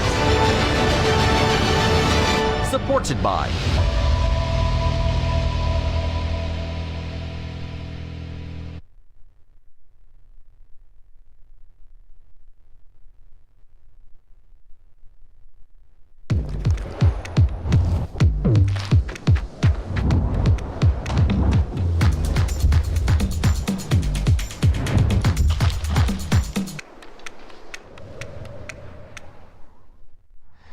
Mira, estamos muy bien, pero creo que tenemos que invertir ahora para asegurar el futuro de la compañía y de nuestra gente. Sí, entiendo. Que yo lo haría, pero la CEO eres tú, hermanito, tú decides. Perdona, que vamos a ir a tomar algo ahora, que es mi cumpleaños. 55 palos ya. Felicidades, Javier. Ahora bajamos, ¿vale? Por cierto, Javier. Dime. Gracias. Nos has ayudado a tomar una decisión muy importante. Hay razones que mueven más que el dinero, las personas. Por eso en Ibercaja reinvertimos el 100% de nuestros beneficios en la sociedad. Ibercaja, nos mueves tú.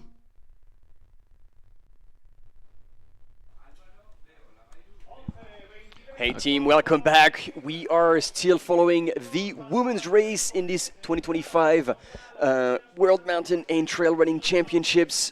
The uphill, 6.4 kilometers, 990 meters of elevation gain on that course. And as they're now popping out of the pine forest just for a bit, we see more and more of the women's field, the women's contingency. Again, 44 nations represented. So it's actually quite even. There were 49 nations in the men's. So it's a pretty even representation. We appreciate that. 44. Look, Nina Engelhardt out front, and not a big gap from what I could see here on the screen. So she's definitely not comfortable with that. But again, she'll know exactly where she is. So again, there'll be a bit of controlling, I'm sure, in terms of her pace. But it does look to me like Susanna Sapunki is closing the gap. Would you agree, Martin, with that? Yeah. She was hard on her heels. Yeah, looking good. And it doesn't look like he has changed much. They seem to be running about the same pace because since we saw them probably 3-4 minutes ago, it looks like the gap is the same. Do you know if, because I don't know them well enough, I know Nina likes to run, but do you know a little bit more about Susanna and if she actually feels good in the steeper part, which could possibly lead to a late closing? Yeah, both. Both of them. She's an all-rounder because again she's been doing more flat and faster running as well. Okay. So she's definitely improved in that area. But yeah, her background in steeper uphill running is also really strong. So I'd also rate her very highly on an up and down course as well. So yeah, really strong. She has actually come off an injury, so we've talked about that a lot. Yeah. I mean, but that was earlier on in the season, and she actually felt that she would probably be stronger on the up and down tracks, but her injury was such that she only was able to run comfortably on uphill tracks. So that's in a way that's why she's ended up concentrating on this race. But again, this is a flat section, and watch how Nina's stretching out, using her arms for a bit of balance there. I'm impressed at the pace she's running out, Yeah. Like those switchbacks allow for a bit more running and not like a super intense grade, but the way she's moving, it's like super legit. Yeah, well, Nina's also one who doesn't race a lot. Last year, she really, and I know she did have an injury last year, but stayed very quiet. Also this year as well. And again, somebody who's really concentrated on the big appointment today. And maybe on that flatter section, might have just stretched out her lead a little bit. So yeah, I mean it's still too close to be comfortable, because I can see Susanna's putting the pressure on, and again with her experience, she's still gonna. I wouldn't expect her to blow up. She's somebody who knows how to pace, and all right, okay, has got good experience. Good to know. But again, it'll be a brand new world champion this year, defending champion Andrea Meyer from Austria, not competing today. Again, Andrea Meyer, multiple world champion with 7 titles, if I'm not mistaken. So that's a record for mountain running in terms of number of world championship titles won over her. You're missing one. Her very long career. Yeah. No, Andrea is amazing, and I mean her mountain running career has spanned longer than mine has, and to be honest, she has raced this year and still been hyper competitive as well. You know, approaching 50 years old. So. That's insane. I mean, I remember so vividly when she took the win in 2023, like the joy, and you could see what it meant to her. It was a beautiful moment. Oh, winning at home. I mean, that's something special. That was the extra joy, yeah. Yeah, something that I've had the chance as well to experience. So yeah, something that is really unique when you can win a world championship title on home soil and in front of your home fans. It's something that we will both remember. Okay, back into the forest again, little forested section, but quite cool to see this drone footage where you can see it does duck in and out of the forest here. So there are sections where you don't really have a gauge of where you are in the race, but I wish the drone could just like actually dive in a little bit. Maybe we could just set up an FPV so they could actually weave through the trees and get right behind the runners. So I'm guessing that's a reception thing, and they need to be high up to... Well, we'll set you up with the remote control so you can actually drive the drone, Martin. And, you know, there's a lot of things that I can do, but like piloting a drone is not one of them for sure, and especially doing the commentary at the same time. There we go. You do have your split times. So we had gone down to top 5 with Laura, and that is gone before I could actually read it all. But yeah, it was Christelle Dewal in 6th, Francesca Gelfi in 7th, Nelly Clément from France as well in 8th. Emma Cook-Clark, yeah, well done by Emma in running in the top 10, and Lucia Arnoldo in the top 10. Absolutely, 114 participants out there today on the start sheet. So again, a really good quality field. You know, the names we have here are really the top, really top in the world for uphill running.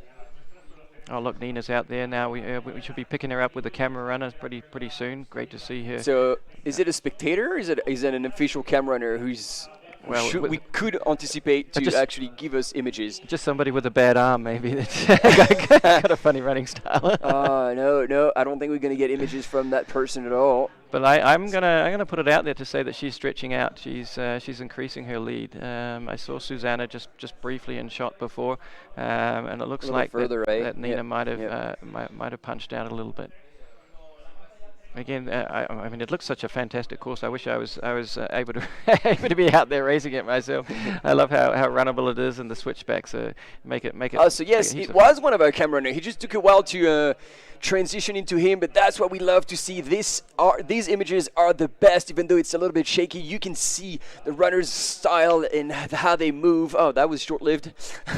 Here we go. Yes, about 2 switchbacks ahead for Nina on Susanna, and she is still pushing. Yeah, looking good, isn't she? You know, kind of consistent. Yeah. She doesn't look like she's fading at all. Again, good arms. I saw her chopping down into hike mode just on a couple of little steep sections. Some runners prefer to kind of keep their rhythm, and just even if it's a little bit slower running to walking, they prefer to keep their running rhythm so that they're not stopping and starting. That was definitely my method of running up steep hills. But yeah, she looks like she's going for all-out speed. So where she knows it's a little bit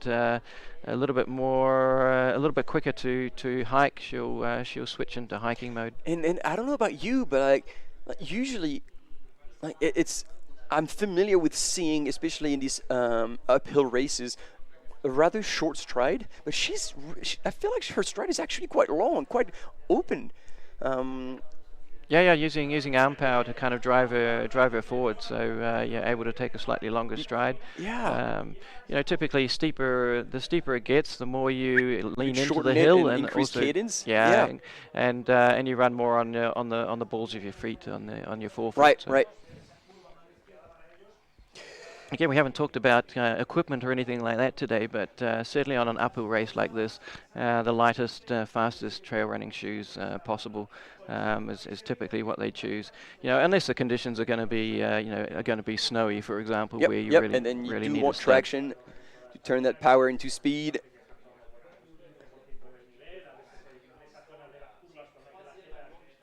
And I'm glad we're having these images because we actually didn't have them with the means. And so I'm glad like everybody at home usually are complaining about the women's race. Well, now we're offering far more images of the women's race that we did for the mean. So it's good for that. However, it looks like Harry Camrunner is now in the red zone. And as you were saying, he's climbing stairs and that's going to be the end of it. But hopefully he's been briefed and he's going to drop down and we're going to get footage of Susanna Sapunki, who probably is still in second place, but she's not been in the frame for a while. So you were right, Jono. Nina is now pulling away in the lead, increasing her lead. Yeah, definitely. Yeah, again, she comes out there for the big appointments, doesn't she? European champion, and now coming up through potentially too early to call, but looking great for getting the world title. And so at the checkpoint, Nina had 13 seconds on Susanna and then already 50 seconds on Marta Chemutai. Laura Hottenrott was in like a minute 03 and in a minute 08. Crystal Duell, Francesca Gelfi in 7th, 1:16, 1:23. Nelly Clément. So between 5th and 10th, there's actually very little time, and so a lot could possibly change by the time they make it to the finish line. Oh, absolutely. Look, it's you'd probably say potentially the medal positions might we could probably predict, because we haven't panned back to pick up the third place runner. The third place is almost 40 seconds back, Marta Chemutai. Yes. So that's already seems to be like a gap that will be very tough to close. And Anna Gibson 11 seconds back. So, there could still be a bit of a fight for bronze in this uphill women's race. Yeah, true. Absolutely. And again, great spread of countries out there, but with two from Germany in the top 5, that's looking pretty good for them. But again, let's look down. Maybe 7 nations in the top 10, and we're looking at Francesca Gelfi from Italy in 7th place. Christelle Duval, definitely one of our picks. The leading French lady in 6th position at the moment. And up at the front, I'm trying to look at the flags, and it's going to be tight. Like Germany has like 1st and 5th, but then it's actually far down for 3rd into 33rd. Okay, and then, the Italian team could be looking good then. Yeah, Francesca Gelfi, Lucia Arnoldo, and then Benedetta Broggi. She looks like she's in the top 20. And actually someone who we're hoping to do a little bit better is Scout Atkin, currently running in 13th position. Yes. Maybe you were saying she's back from injury, maybe not back to her full potential. Yeah, expecting to run in the Classic up and down as injury permitting, but she'll have to make that call after today's race just to check how that ankle is holding out, because yeah, it was a pretty severe twist, I would say, or pretty severe sprain.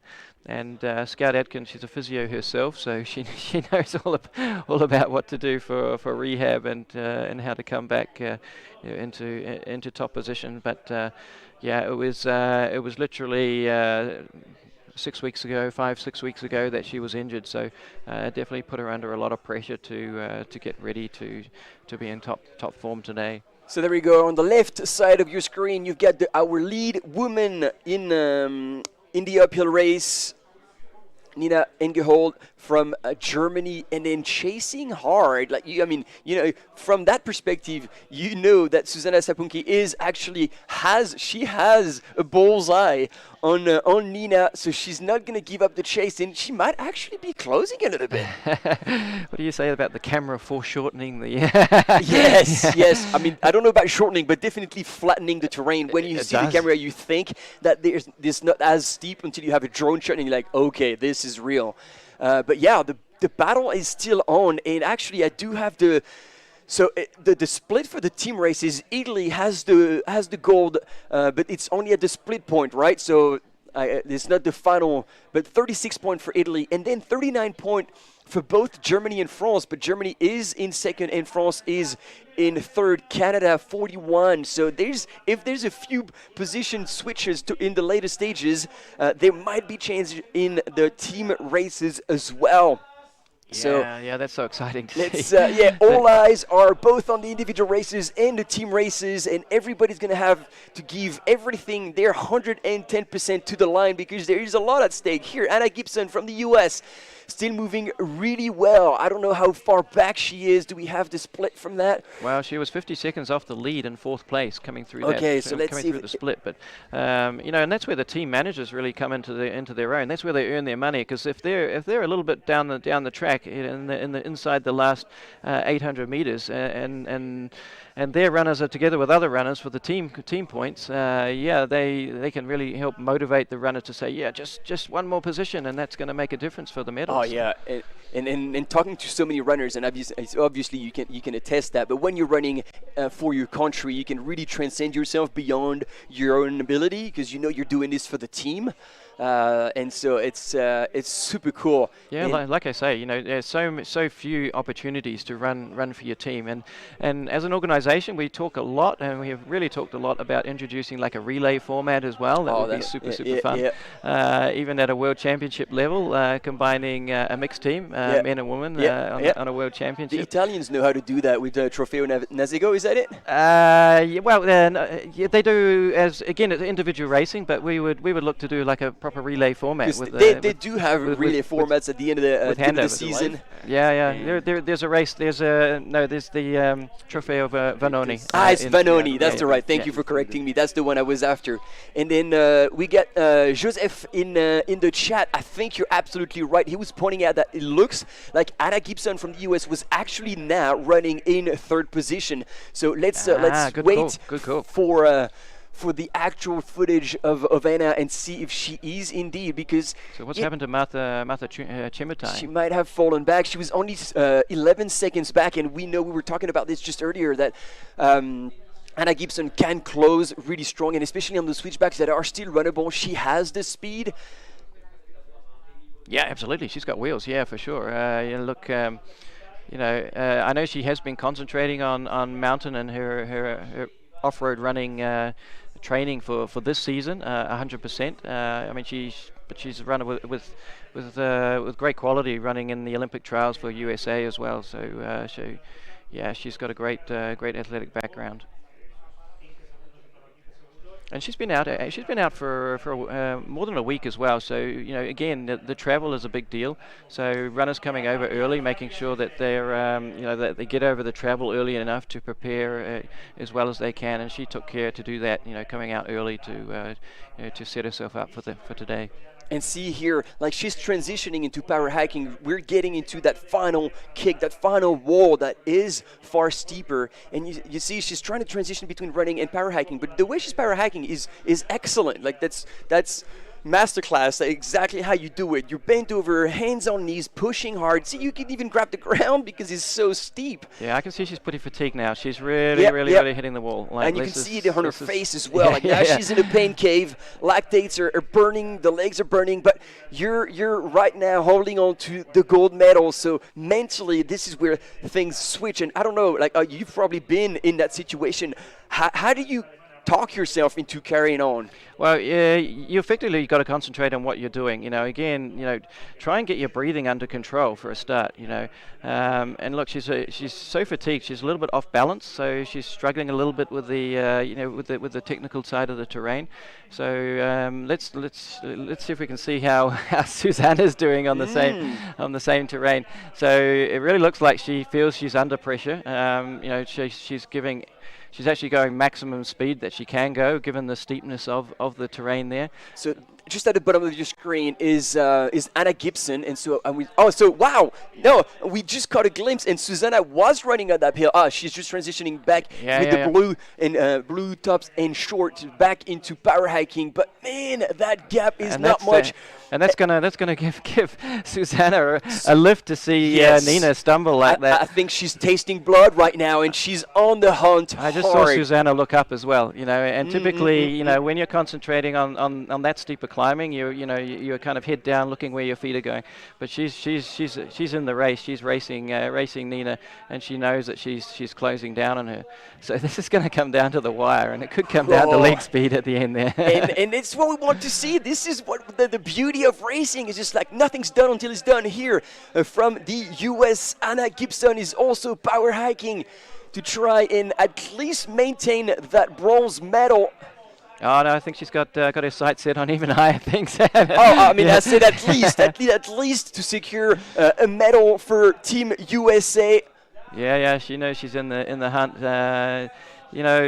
Susanna's looking good to me, and this is really the first time we've been able to see just how difficult the terrain is at this point. Remy Bonnet made it look so easy as it's coming up here, but yeah, it is super steep. I don't think this is closing. Like, yeah, I agree with you that Nina looked a bit more spent and that she wasn't moving as fast, but from that drone footage, like there's still so much. Like, I mean, it's little, but it's so.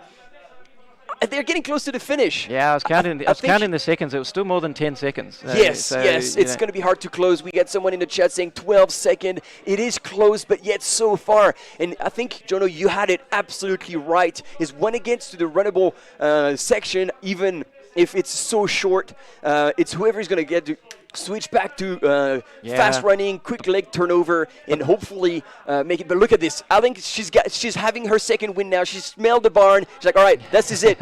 You unplug the brain, the pain's gone, and it's all transcending yourself. Nina is back in full force, and it doesn't look like she's going to fade. It looks like it's going to be gold for Germany. Yeah, look, and if you get to the top and there's a little downhill section to the finish, you're not going to close that unless they're right together. So she's held on really well. Given she obviously went through a really difficult patch there. I think not so confident on the more technical part of it. This is the final kick. Yeah. She's emptying the tank now. She's going for it, running back. And people are lining up to the sides to witness that win in this uphill 2025 World Mountain and Trail Running Championship in a women's race. Look at her go. She's switched back into running. The finish line is right there, and it's going to be in the bank. Yeah, she can see it. She might have a quick look over her shoulder just to check she's got it before she starts any celebrating. But she would have fought hard to get that one, but this is it, ladies and gentlemen. No, she's Nina Engelhard for gold. Yeah, hasn't she placed it well? Shaking her head in disbelief. This is it. Breaks into a smile. Yeah, that's what we like to see. You know, leave it all out there on the track, you know. And Susanna would have seen that as soon as she got Nina go over the top of the hill that was second place. But and yeah. it is so tight. It is good that Susanna was able to kick it in as well, because Anna Gibson was really hot on her hill. Susanna Sapunki for silver in. Anna Gibson brings bronze to Team USA. Yeah, top 3. Yeah, she is stoked about that, and she can be. What a race for the American runners and for these top 3 ladies. Yeah, beautiful. Yeah, what a great result in such a close race. It makes our job easier when we're commentating on it, and we get excited here as well. Yeah. So Anna Gibson, 3rd place, and she was definitely closing down on that last section. And it looks like coming in 4th would it be Martha Chimutai holding on to 4th place there. Can we get the fixed camera on the line, please? There we go. Thank you. Okay. Yeah, great run there, and she's again. When you cross the line, you're absolutely spent. But the great thing with uphill running, in particular, is you recover pretty quickly. Oh yeah, you blast the engine, but the legs are actually all right. So you go for a spin in the afternoon, and there you go, you're fresh as. And this is also the reason why the schedule is done that way. So you start with the uphills, and you have 2 days of short trail and long trail. Here we go, Tim Italy. There's that Francesca Gelfi coming through. Yeah, brilliant. Yep, brilliant and then run. Christelle Dewail from France. Yeah. Again, that team's competition between the two of them. You know, with Francesca just getting ahead of Christelle. That might make the difference at the end of the day. Yeah. And so Team Italy was still in. Already 4 gold in the halfway point. Nelly Clement, yeah. Nelly Clement came back. What a race from the young French runner. She is a name that you will need to remember. Ooh, and the second. That's Laura Hottenrott. Yeah, yes, fantastic. yes. Yeah. Germany is creeping up. So we had 2 from France, 2 from Germany, and 2 from Italy. No, we had 2 from Italy crossing the line. Not yet. No. Hey. Okay, more Matisse coming up here. And this is where she shines on these very steep sections that she can power hike like nobody else. Yeah, and that looks like Emma Cook-Clark coming through to the finish. Yeah, I love seeing Maud do that technique, because she kind of does it really. Oh yeah. There's nobody really well. can pass Maud on such steep sections. Okay, there's Kirsty Skye Dixon just crossed the line from Great Britain, Northern Ireland. And here we have the classification. Yes, we have had 2 Italians crossing the line. So Christelle Deval, then Lucia Arnoldo, Nelly Clement, Laura Hottenrott, Emma Cook-Clark, rounding out your top 10.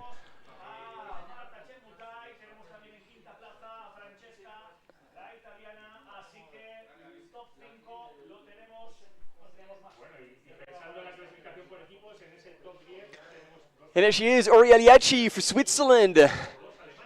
Another name, up and coming. She's got really solid reference. She made the qualifying times on the 10K and a half marathon on the road earlier this season for European champs. And she's been doing extremely well. She was 5th at CRZ now, if my memory doesn't fail me. You've done well with your memory, but and a lot of runners do kind of do that, do the road, track plus mountain running combination. Yeah, that kind of leg speed will definitely help on any switchbacks here. And there we go. We got interview with Richard.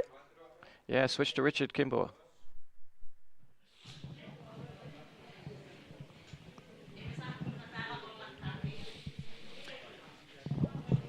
We're here at the finish line, of course, with Nina Engelhard, the winner of the uphill race in the women's division. Nina, fantastic running today. You look so strong throughout the race. How do you feel? Oh, I'm really, I don't know what to say.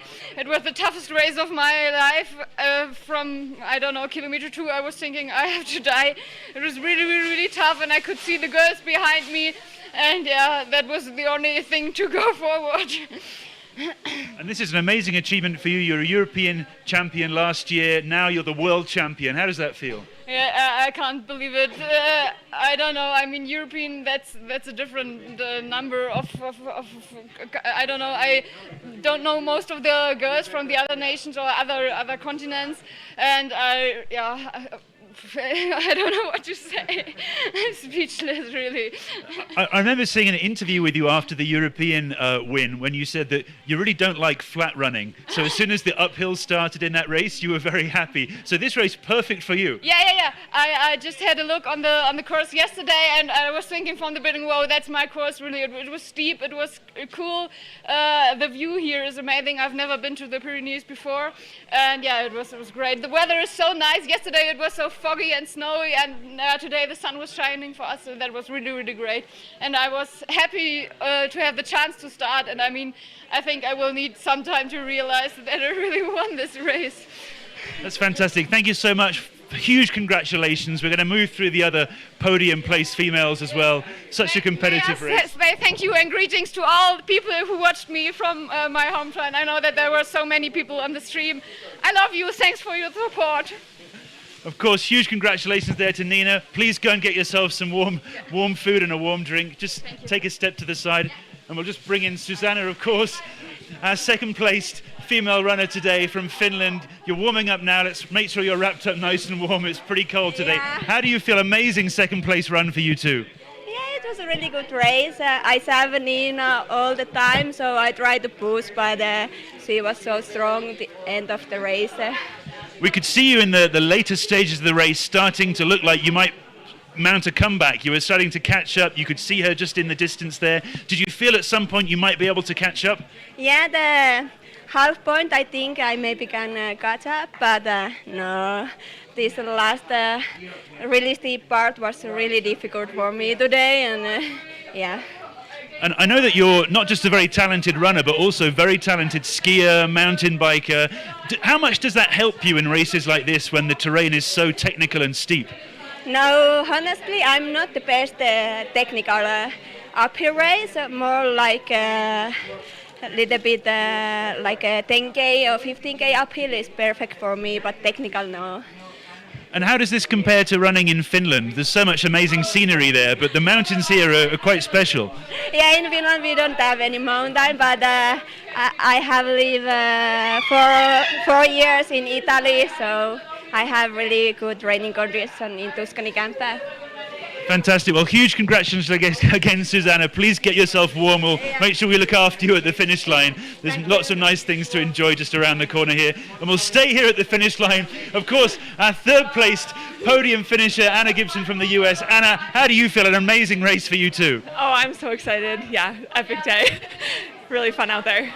And how did the race go for you in terms of strategy and pacing? Because it was obviously a very tough competition around you today. No, it definitely was. I mean, it was a bit hectic at the beginning. It kind of felt like a road race, which is great for me. I come from a track background.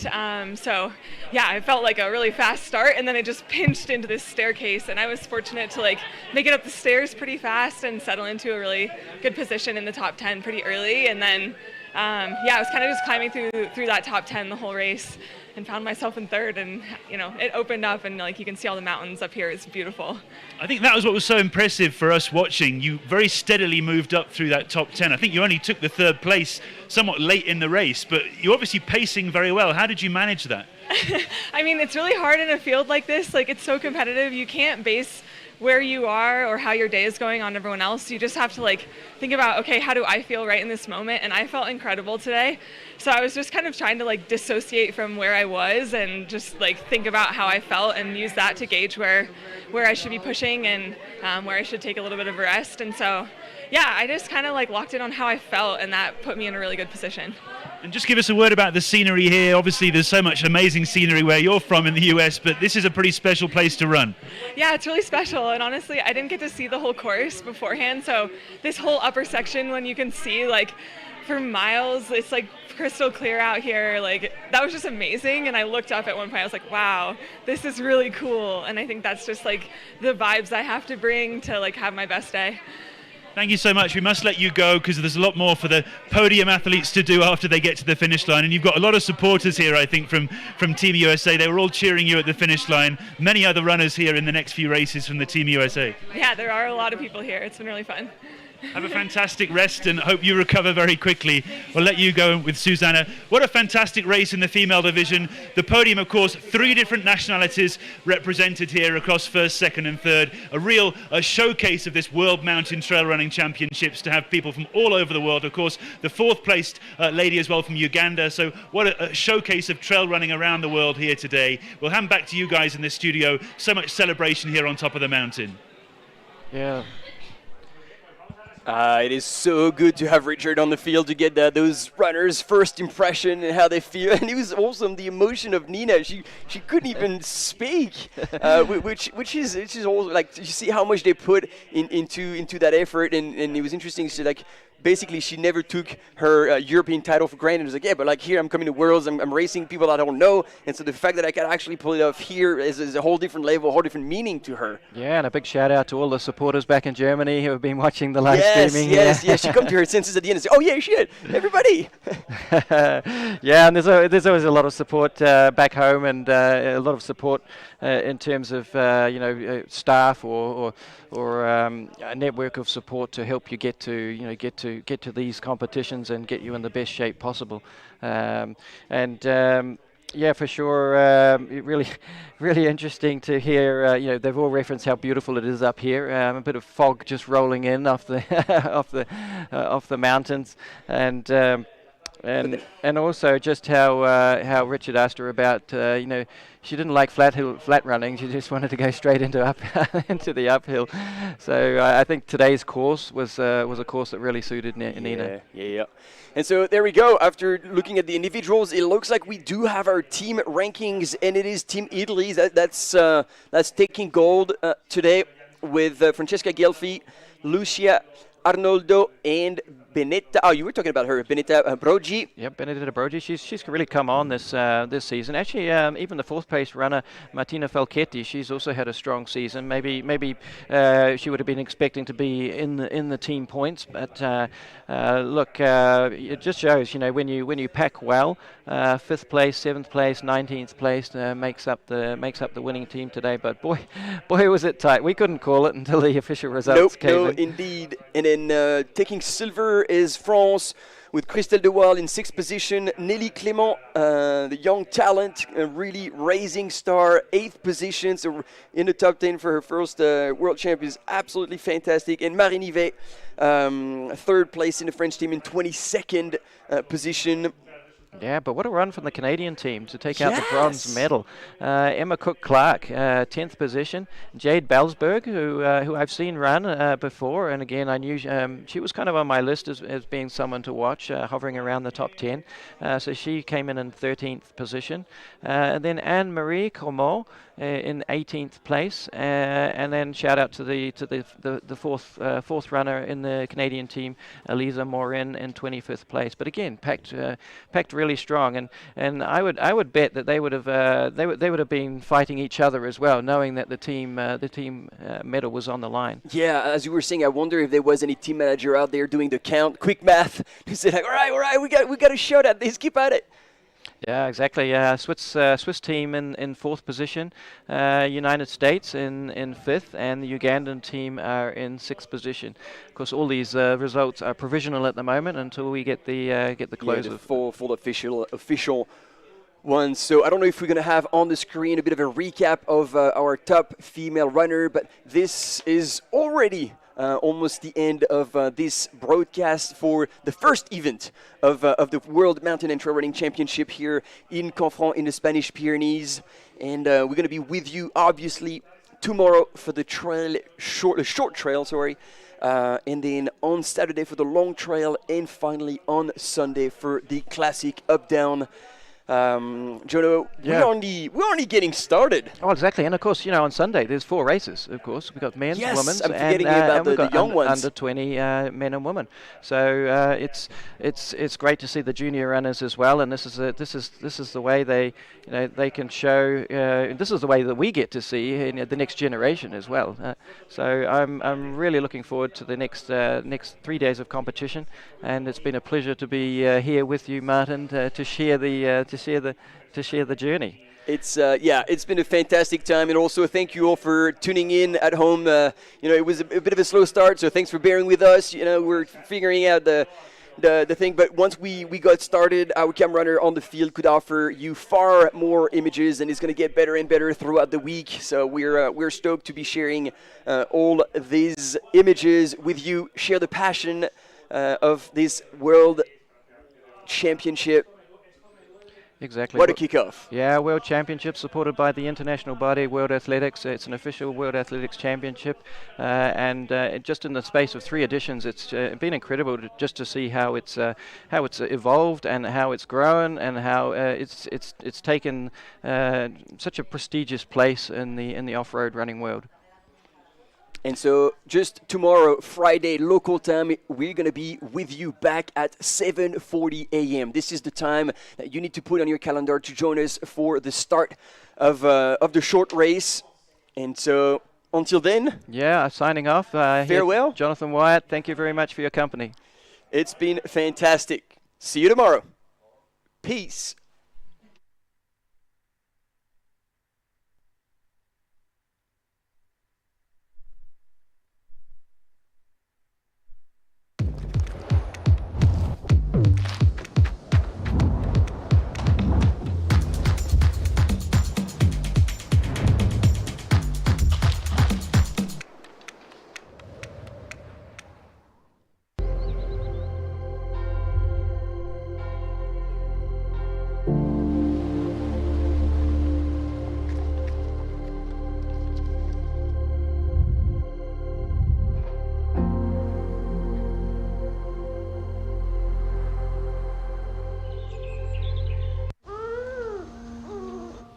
Así que es usted, ¿eh?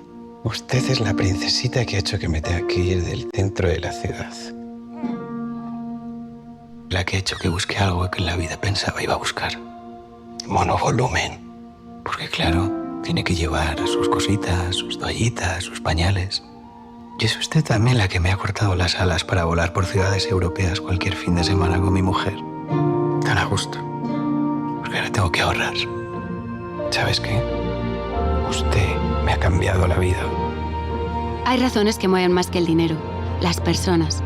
Por eso en Ibercaja reinvertimos el 100% de nuestros beneficios en la sociedad. Ibercaja, nos mueves tú.